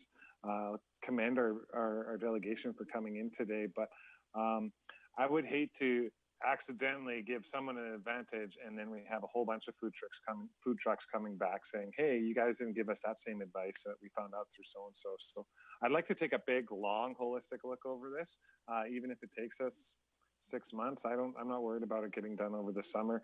I do think, you know, there's already things in the bylaw that make it pretty free, and it does come up to interpretation, as Director Manuel said, in regards to the size of the truck and the length of the truck sitting in a residential driveway. I mean, that's there. It's in print. It can be challenged. So as long as they're not in violation of that, I don't see an issue. So for all those reasons, I'm not going to support this motion, and I'll probably make a subsequent motion to send this to the appropriate standing committee to discuss at a future date food trucks, where they're allowed to park and other stuff, because it sounds like it's multi-departmental and it's a bigger conversation that we don't actually really super address in our land use bylaw. So. Okay, thanks, Councillor Thiessen. Councillor O'Toole, then Councillor Clayton, then Councillor Bressie. Thank you very much, Mayor Given. I respect what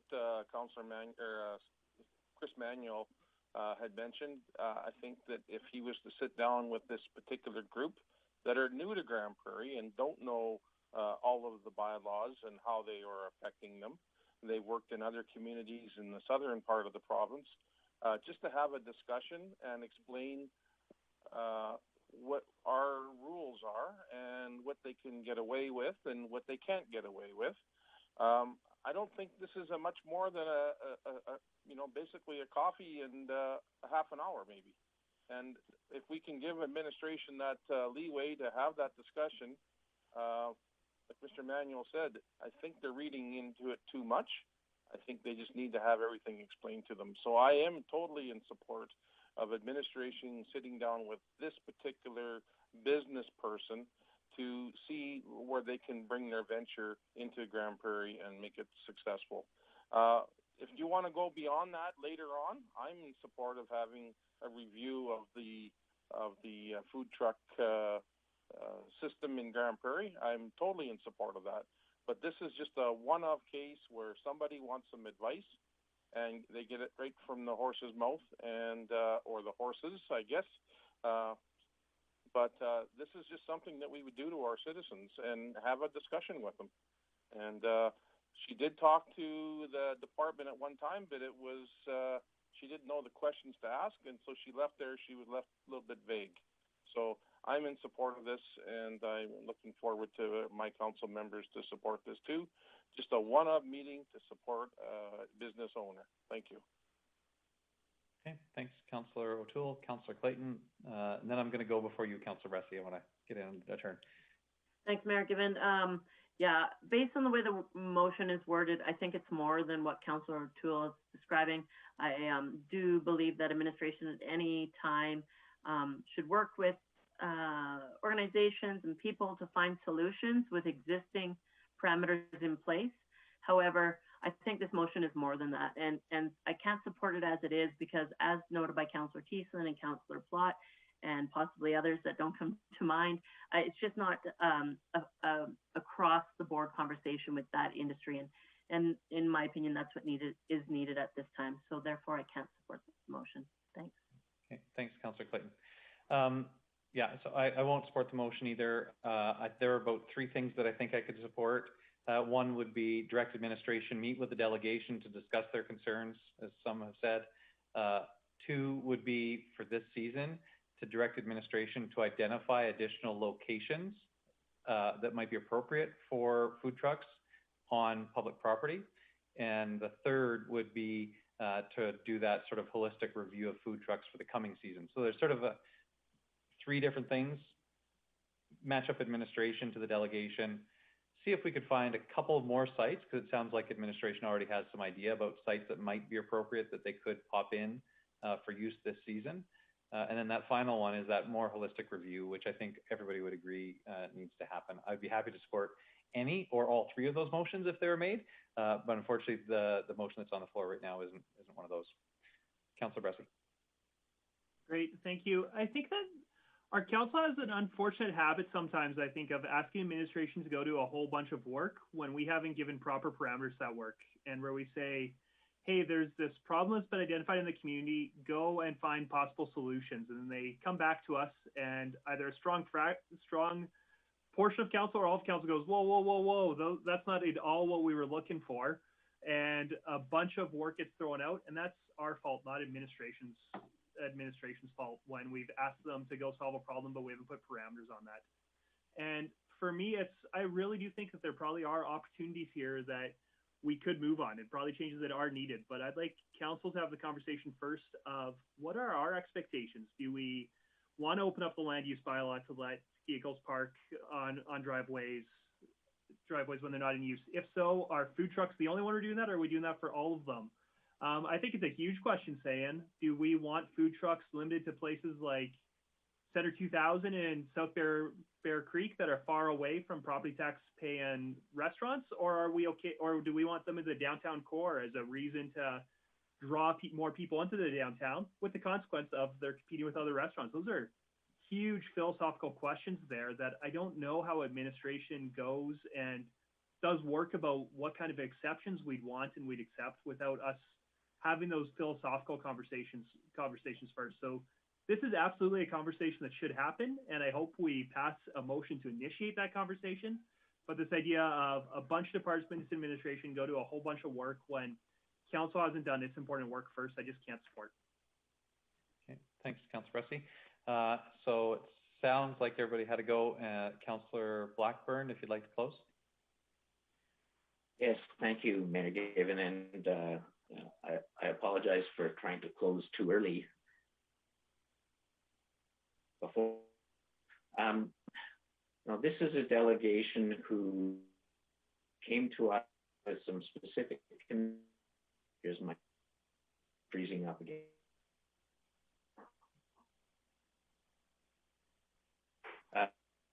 Sorry, my internet. Take for a moment. Yeah, the delegation for information when they deserve more. My intention is to be some kind of a positive manner, and if my motion is inappropriate, then it will get voted down, and I hope that a different motion will be made. And especially concerning the issue about where they get to park their truck overnight, it's unconscionable in my mind that they can't park in their own driveway simply because they happen to rental property when the conditions that are of concern to the city regarding businesses in rental properties just doesn't seem to apply in this. So it's bad, and I think it's got to be looked at soon. I think it needs to be dealt with. So okay, thanks, Councillor Blackburn. That was the close on our motion, and I see you, Director Manuel, but I'm going to call for the vote on this motion, and we'll see if there are any other motions that arise following. So all those in favor of Councillor Blackburn's motion? Is in favor? I see 1, 2, 3 in favor. And opposed? I see the balance, the other 6 opposed. Okay. Are there any other motions arising? Councillor Thiessen. Thank you, Mayor Given. I think I'm just going to carbon copy your request, and I'm open to any wordsmithing here. I agree with Councillor Blackburn and other members that the delegation, it's not outside of our normal bounds to have that conversation. But if it helps to make a direction to administration, we can do that. So my motion is going to be 3-part, and the 3 parts, as you dictated earlier, try to capture them as best as possible. So I would move that Council direct administration to meet with delegation to discuss their concerns. Number 2, direct administration to identify new or potential sites for food trucks in and around the city of Grande Prairie. And 3, to bring a report to the Strategic Priorities Working Group, because I also agree with Councillor Bressie that if this is something that we need to take a big look at, and Strategic Priorities Working Group in specific, because as Director Manuel said, this crosses over 3 different directorships. So we should have a conversation before we direct administration to do a whole bunch of work. So that would be my 1, 2, 3 motions, and open for amendments or discussion. Thank you. Okay. Thanks, Councillor Thiessen. Quick with the capturing there. Good. Thank you. Appreciate that. Open for discussion, debate. Councillor Bressie. Great, thank you. I think that the small hesitation I have here and the really big one I have here is the small one is asking administration to go pick locations. It's, yeah, I just don't know what the parameters on there are. Do we want to have a whole bunch more places downtown or not is the biggest one in my mind. So that's a small hesitation there, but I definitely have with that one. But for me, the biggest one is asking us to go to Strategic Priorities Working Group. I wonder if a standing committee or a committee of the whole would be more appropriate. And just the reason for that is this was a public delegation came in a public meeting, and Strategic Priorities Working Group isn't a public meeting, and this isn't a land labor law type situation. So I think that our next conversation about this should be done publicly, in my opinion. Councillor Thiessen. Thanks, Mayor Given. I'm not entering into debate here. I agree with Councillor Bressie. I was kind of like, do we have a full CCW with a report produced? But maybe because of point 2, identifying sites, as Councillor Bressie mentioned, that would be appropriate before administration goes ahead and says, yep, these are the sites and we think they're okay, but we're not sure about council, we'll tell them later. So I'd be open to the amendment to bring it to a CCW so that it stays in the public discussion. Or I'll just amend my motion. Yeah, why don't we say to an appropriate public meeting? That could be a standing committee meeting, which would actually allow this to act faster rather than trying to schedule a new council committee the whole meeting, and keep it in that public forum. I'm amenable to that. Thanks for the work, team. That's why we're a team. Any other discussion debate? Was there anybody else that had their hands up? Okay, so I just want to make sure administration has that 3-part. Okay, I see a thumbs up from the clerk. Thanks, Arlene. If there wasn't any other discussion debate, then I'll call for the vote. All those in favor? Thank you. That motion carries unanimously. Thank you. Thanks, everybody. Okay, I think that deals with all of our delegation business. And we do have a notice of motion this afternoon.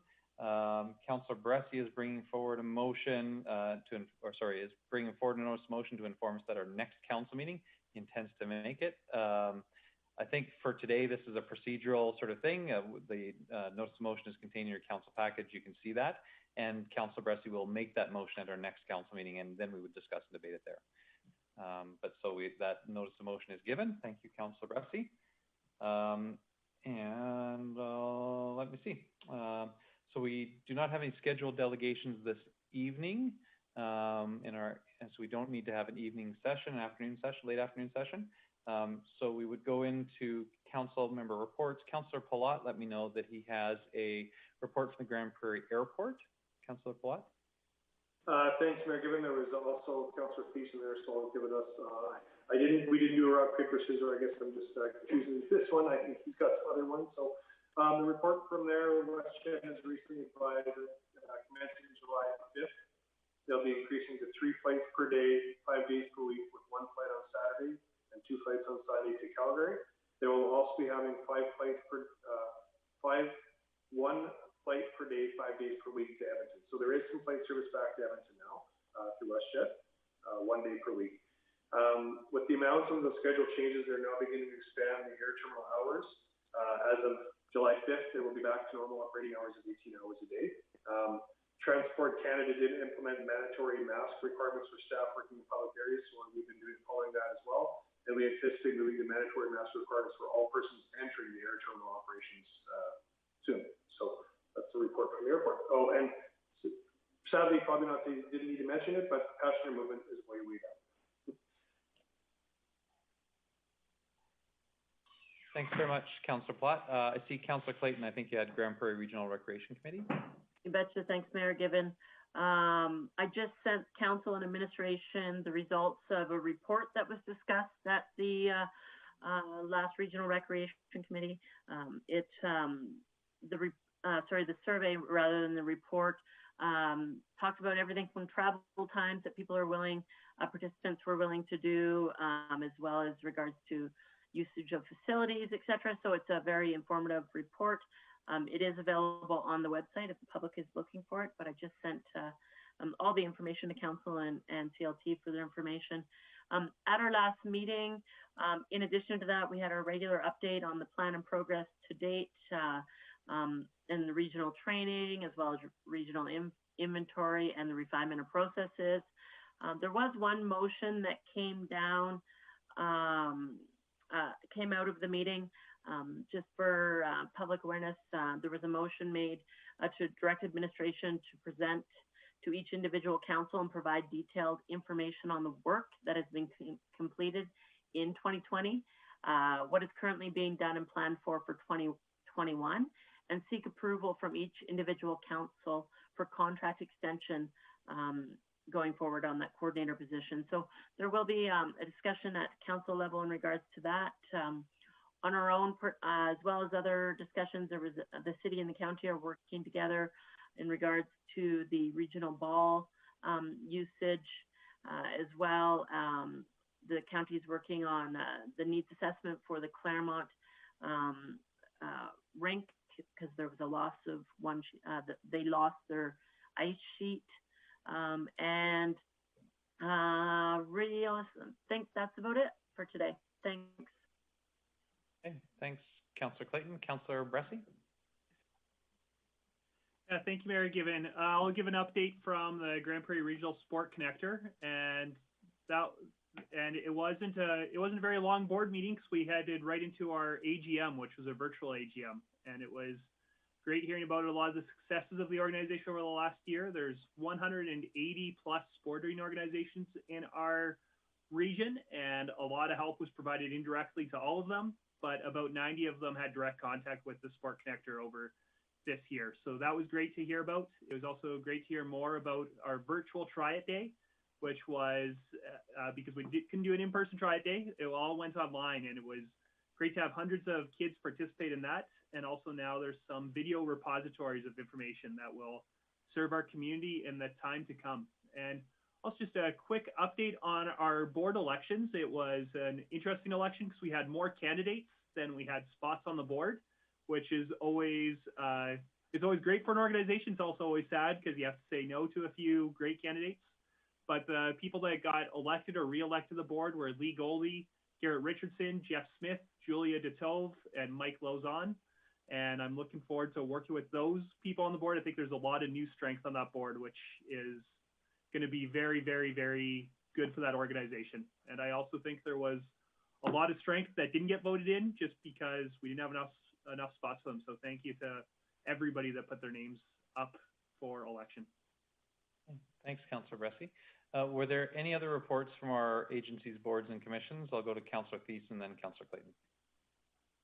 Thank you very much, Mayor Given. I have 3 updates from 3 different organizations. The first one would be update for CAB, the Community Advisory Board on Housing. Homelessness. We met on June 18th. Normally I sit in as the second, but Councillor Clayton couldn't make the meeting. She asked me to step in her shoes. So I did. I was happy to do so and happy to be there. At the start of the meeting, we had a presentation from Northreach Society in regards to the Parkside project. They discussed their experiences working through the project from start to completion. It was 2 days away from Melissa Byers' official, resignation from the post or stepping down from the post. So it was pretty unabashed and very detailed as far as the challenges and stuff that they learned, and everything that we know about, from the bed bugs to the flooding to the people who were housing there and how to build those relationships. There's lots of big learning curves. There's sort of a theme that prevailed after that presentation.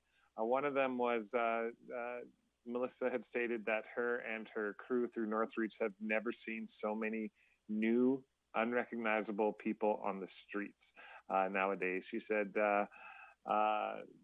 that's concerning because they don't know how to address these issues, where they're coming from, or even their backgrounds. So she said going forward for the community, that's something that we have to be aware of and looking into, because for the people that she knows that her and her staff can handle that client load and the needs of that population.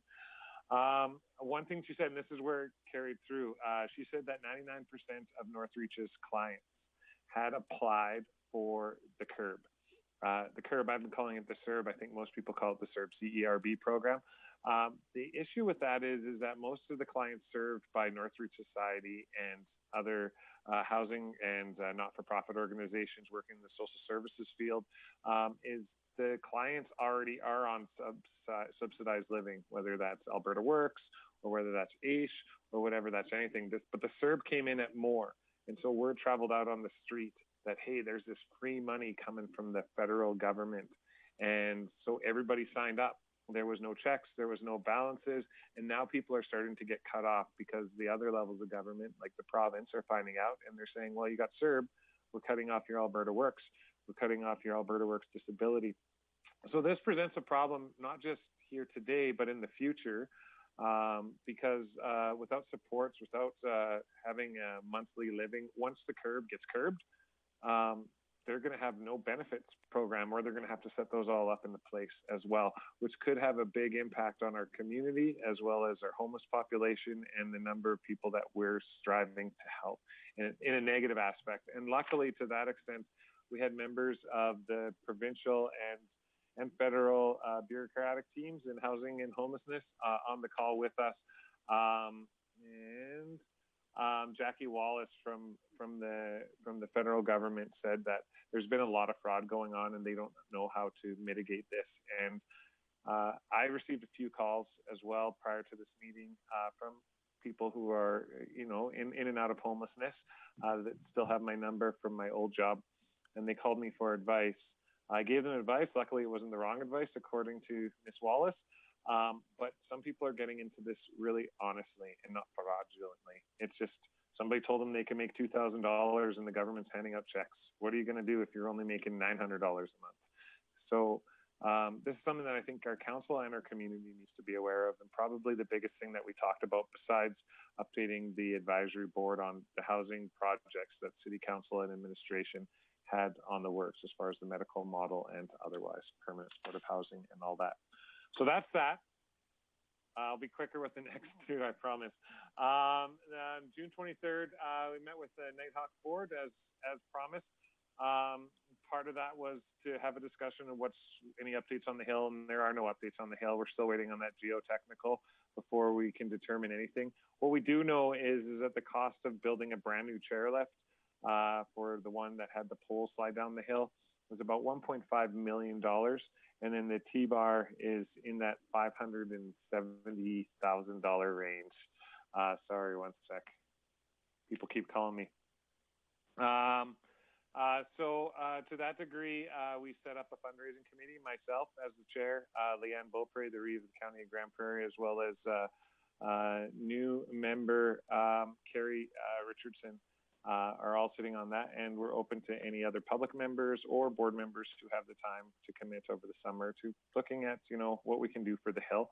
The good news is, so far, before that geotechnical is that most of the hill is still usable. So it's just that one side of the slope that currently is off limits at the moment, but we'll be looking into that once the geotechnical reports come back in.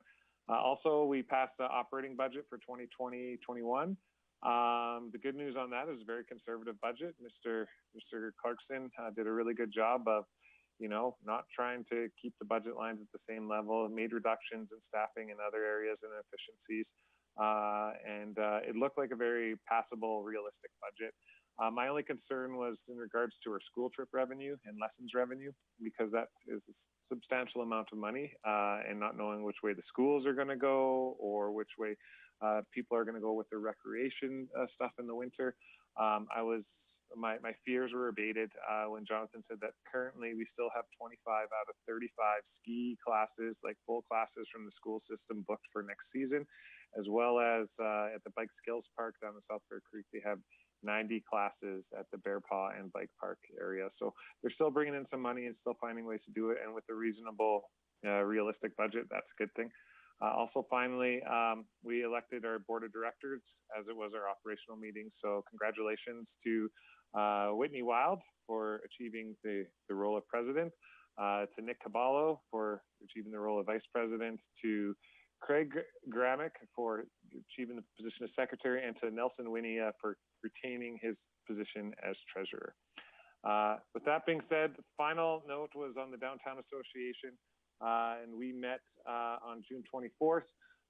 We talked about summer programs and what we can do to help out the businesses. We got an update on the homelessness situation and how we've been working with Bylaw to mitigate any more bad incidences.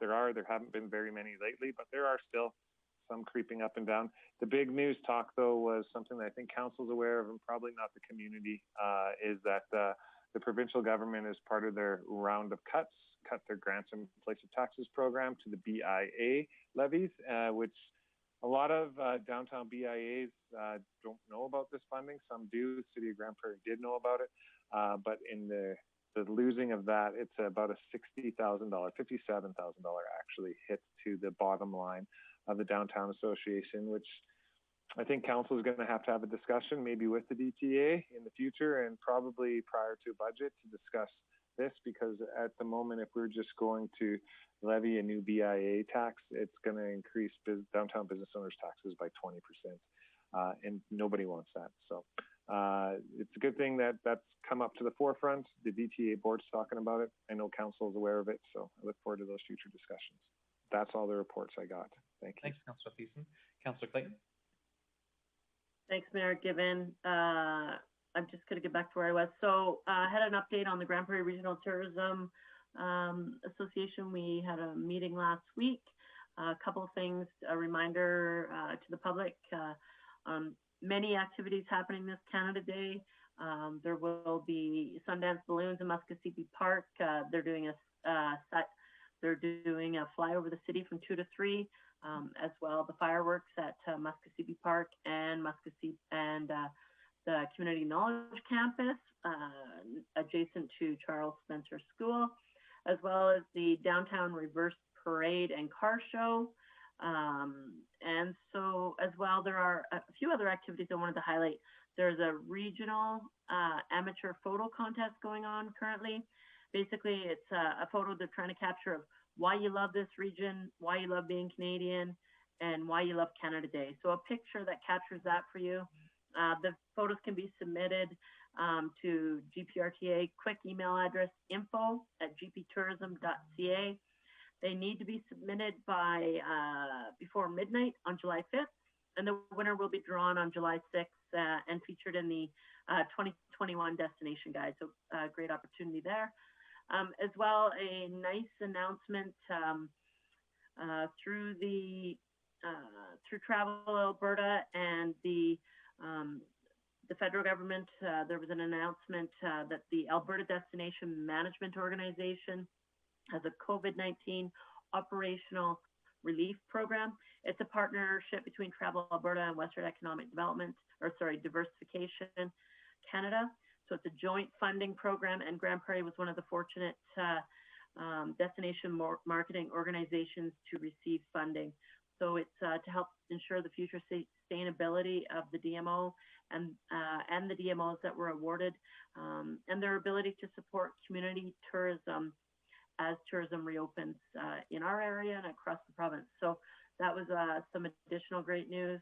And I think I'm just clicking here quickly. I think that was all I had from GPRTA.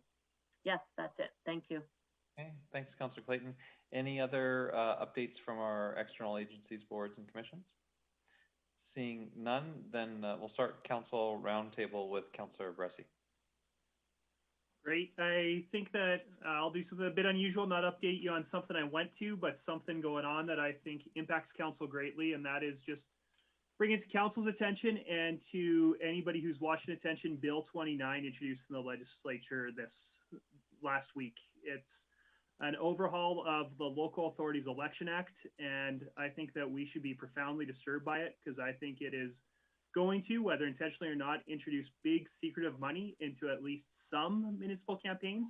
Hopefully not Grande Prairie, but you don't know where that's going to end up. And the disturbing parts about it is under current legislation, a donor can donate $4,000 total in a whole local election cycle.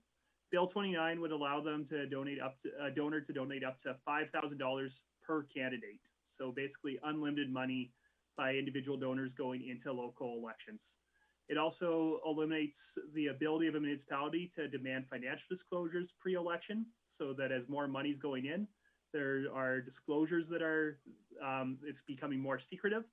And also it eliminates rules on political advertising outside an election period by unions, corporations, and other third-party groups. So that's another place where lots of money in questionable ways might get spent. And so can't speak to the intentions behind this bill, but I think the results are that it's gonna really introduce money into politics that shouldn't be in politics. I think especially outside of Calgary and Edmonton, where campaigns typically are run for $5,000 to $10,000, new contribution limits are an absurdly high amount. And so I think it's worth council and our community knowing that that bill's in the legislature right now, and in my opinion anyways, in desperate need of revision before it gets passed. Thanks, Councillor Bressie. Councillor Friesen. Thank you. Thank you for highlighting that, Councillor Bressie. I think many of us share your concerns. I wanted to talk today about the park. It's so wonderful to see people out and about again and accessing the park. And I was asked the other night to pass on a big shout out to parks from the fellas that are down there playing horseshoes. And I see them down there all the time and visit with them a little bit. But the new backstops on the horseshoes, they greatly appreciate, and they look fantastic. And if someone's listening who doesn't know that this happens down at the park, there's groups who play there regularly, and there's a couple of fellas who sit at a picnic table close by there and play a board game. It just is, you know, we often think about our kids and families who are down at the playgrounds and the parks, but it's a great place for older families, mature adults as well. So shout out to parks for having it looking so great this year, and so nice to see people out and about again. Thanks. Thanks very much, Councillor Friesen. Councillor O'Toole. Thank you very much, Mayor Given. I just got one item that I want to highlight once again, is the buck.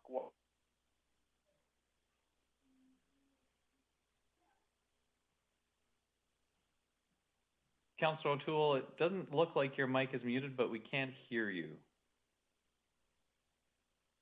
And I'm going to say he can't hear us either. I know that Councillor O'Toole connects a little bit differently, and so it's possible that he may be running low on batteries on one of his devices.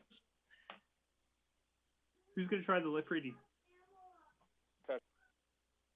Oh. He's going to be so disappointed when he knows that we didn't hear any of this, because he's really going. Oh. The joys of technology. Well, I appreciate that everybody's keeping pretty good humor about this, and if he would look up, we would wave at him.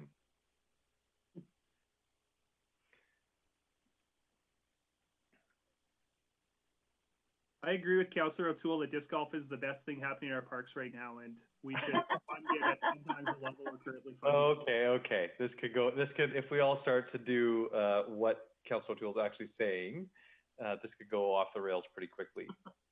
I will ask, is there somebody that could, is there somebody that could message Councillor O'Toole? I'm texting him now. Okay, thank you. The joys of technology. Oh. Either running out of steam or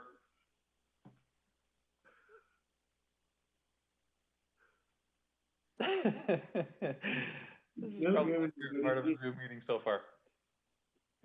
Can hear you. Okay. Councillor O'Toole, in case you can hear, if you can hear us, yeah, we will move on, and we'll go on to Councillor Minhas. Oh, thank you, William. Like Eunice said, park, and there are lots of people who are in the Mesquite Park. They enjoy the opening, feeling like a back to, not to normal, but it's lots of fun that the kids have in what I see, and I meet the people there. And people looking forward to opening the outside pool and all side meets. And also I did joined Mr. Pomeroy's funeral. It was great speeches and lots of people show up. They allowed 100 people into People Church. That's where they did the ceremony and discrimination. But it was sad and good talk and things. He was a good. He bring a lot of business to Grande Prairie during his time, and he did good stuff. And also he did bad stuff, but that was the other side. But that's all I did these 2 weeks. Thank you. Thanks, Councilman Huss. Councillor Palat. Thanks for giving. It seems like we're on a. I've really been thoroughly enjoying our park system, the bike systems, all the things that the jewels of our city that we probably take for granted. But I am noticing more and more lately as I'm meeting with people that just seems to be a general, more appreciative tone in people's lives right now. I think people are finally excited and taking in the little things in life that they maybe missed out on before with their upward attitude. Other than that, I've just been really, really happy to get back to having coffee meetings, breakfast meetings, lunch meetings with community members. And as soon as we can get back to council chambers and committee, it'll feel like life somewhat back to normal in GP. So thank you. Thanks, Councillor Platt. Councillor Clayton. Thanks, Mayor Given. In addition to the Grande Prairie Regional Rec Committee, also attended, called in for a portion of the Regional Investments Traction Committees. And I'm just reading my notes. What the heck does that mean? I attended, I'm going to go through here, an AUMA local elections virtual event, which was great to be in contact with elected officials from across the province, and I'll leave Mayor Given to update a bit more on that one. Also was part of a report from the proposed integration coordinated access model for Grande Prairie, which was the facilitator was updating the key stakeholders in regards to exploring an integrated coordinated access model for our community. So it was a very good discussion. As well, I attended the Popeyes opening, and Popeyes Louisiana Kitchen with sort of sign of new times. The opening, the soft opening last Thursday was a drive-through opportunity, so welcome to Popeyes and congratulations on their opening. If you haven't heard, the lineups have been insane from my understanding, so great kickoff to their entry into our community. And I had one other thing that I wanted to touch base on, just publicly. If you're listening, stay tuned if it wasn't released during this meeting for some exciting information on our outdoor pool. So it's going to be very exciting, and thank you to Parks and Recreation, the administration that works in regards to swimming pools for all the hard work to make this happen. I'm really looking forward to our community to enjoy that facility for more than just a week. So thank you to all administration that we're working hard on that, and I look forward to its opening. Thank you. Thanks, Councillor Clayton. Councillor Thiessen.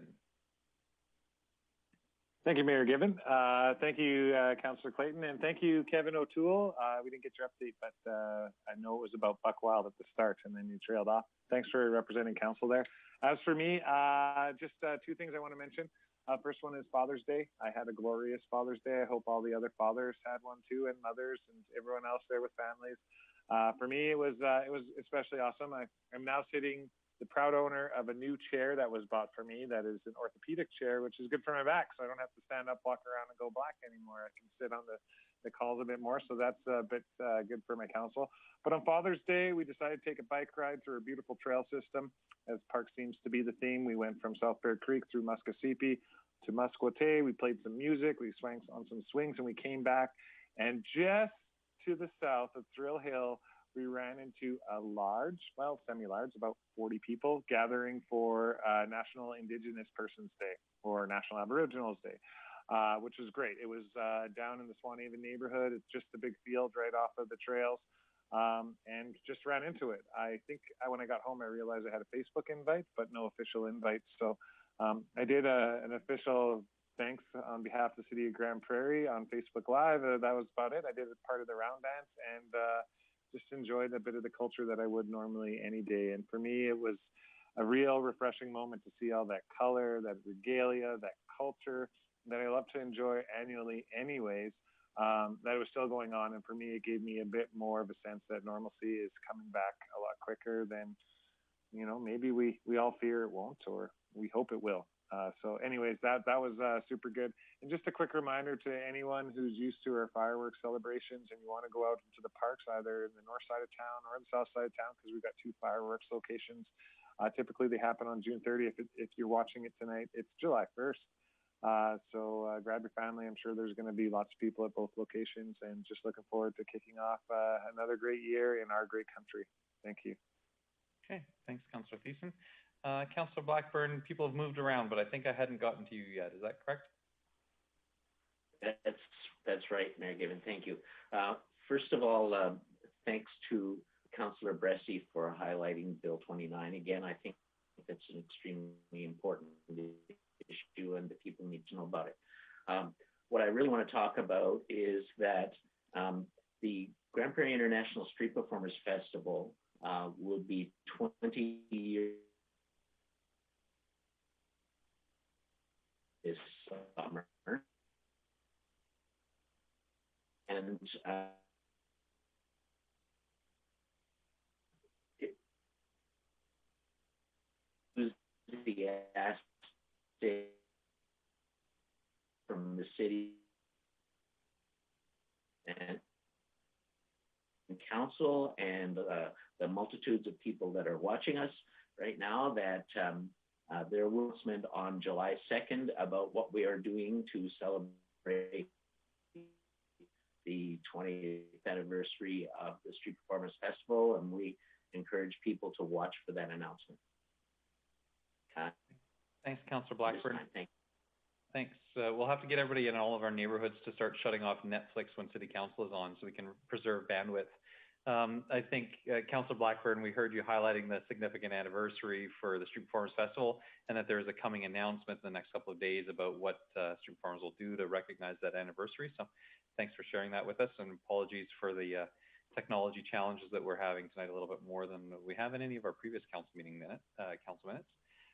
I'll just briefly highlight a couple of things. I had a few interactions with provincial government ministers the last little while. I did have a conference call with the Minister of Justice and Solicitor General with respect to the Fair Deal panel's call for an exploration of the concept of an Alberta provincial police force. Obviously, this is a significant expense for municipalities like Grande Prairie that pay the full cost of RCMP policing. The minister identified that they had not yet developed the process that review will undertake. He did suggest that they expected to have the review completed by mid-2021. So a pretty significant topic. and a pretty rapid timeline for such a wide-ranging topic. Did encourage him to consider the fact that 2021 is a election year for municipalities, and so asked him to please ensure that municipalities like Grande Prairie, who have a very significant portion of our budget spent on policing, are directly involved in the entire process. And I was joined in that call by Director Manuel and City Manager Galante. Later that evening, I had a Facebook town hall for everything GP with MLAs Allard and Taves and MP Workington. It was a great opportunity and nice actually to be able to get all three orders of government together in one session. I understand that was fairly well received. I had an AUMA Board of Directors meeting and an AUMA committee meeting in the last 2 weeks. I also had on Friday of this past week a brief meeting with the Minister of Infrastructure, who was here for the hospital announcement. It was great to meet with him in advance of that announcement and just discuss the province's work towards establishing a 20-year infrastructure plan and passing that in law. There is a survey that's available that will get sent out to council members. The government is looking at what the infrastructure priorities should be for the next 20 years. And so we had a good discussion about that. And then later that day, I was at the announcement of the turnover of the keys and the completion of the construction phase at the Grande Prairie Regional Hospital with Premier Kenny, Minister of Infrastructure Prasad Panda, Minister Taves, of course, and Minister Tyler Shandro from Health, as well as local MLAs and a number of other elected officials from the region. On the tour, I was so proud. I was so proud to see that facility in our community. It's going to serve Grande Prairie and Northwest Alberta and Northeast British Columbia so well for so many years. Each and every one of you will be just really proud to say that this is in our community. It's been a long wait. We do have a little bit longer to wait as Alberta Health Services now gets their turn to do a full cleaning of the facility and transfer over equipment and bring in new staff and set up operating procedures, which will take some time. I believe they announced that their intention would be that to see their first patient sometime in mid-2021. So we do still have some amount of time. Well, I see, it is disappointing, obviously, but when you walk through the facility and see the fact that there are, literally no beds, no file drawers, no anything, and there will have to be hundreds of new staff hired before they can actually start services. It is a really, really monumental task. But again, it is a facility that all of us can be proud of in this region. And one of the things that made me, that I enjoyed the most was being able to look out through the facility. Every patient room looks out to an exterior view. Many of them look out onto the Muskogee Park corridor. Some of them look out to a spot where you can see Grande Prairie Regional College, the new Composite High School that's being built, Center 2000 and Musquote Park at the north end. And so just a real great setting for people who will experience that hospital for generations. And I think with that, I think we've identified all the other meetings, and I'll call the council meeting adjourned. Thank you very much, everybody.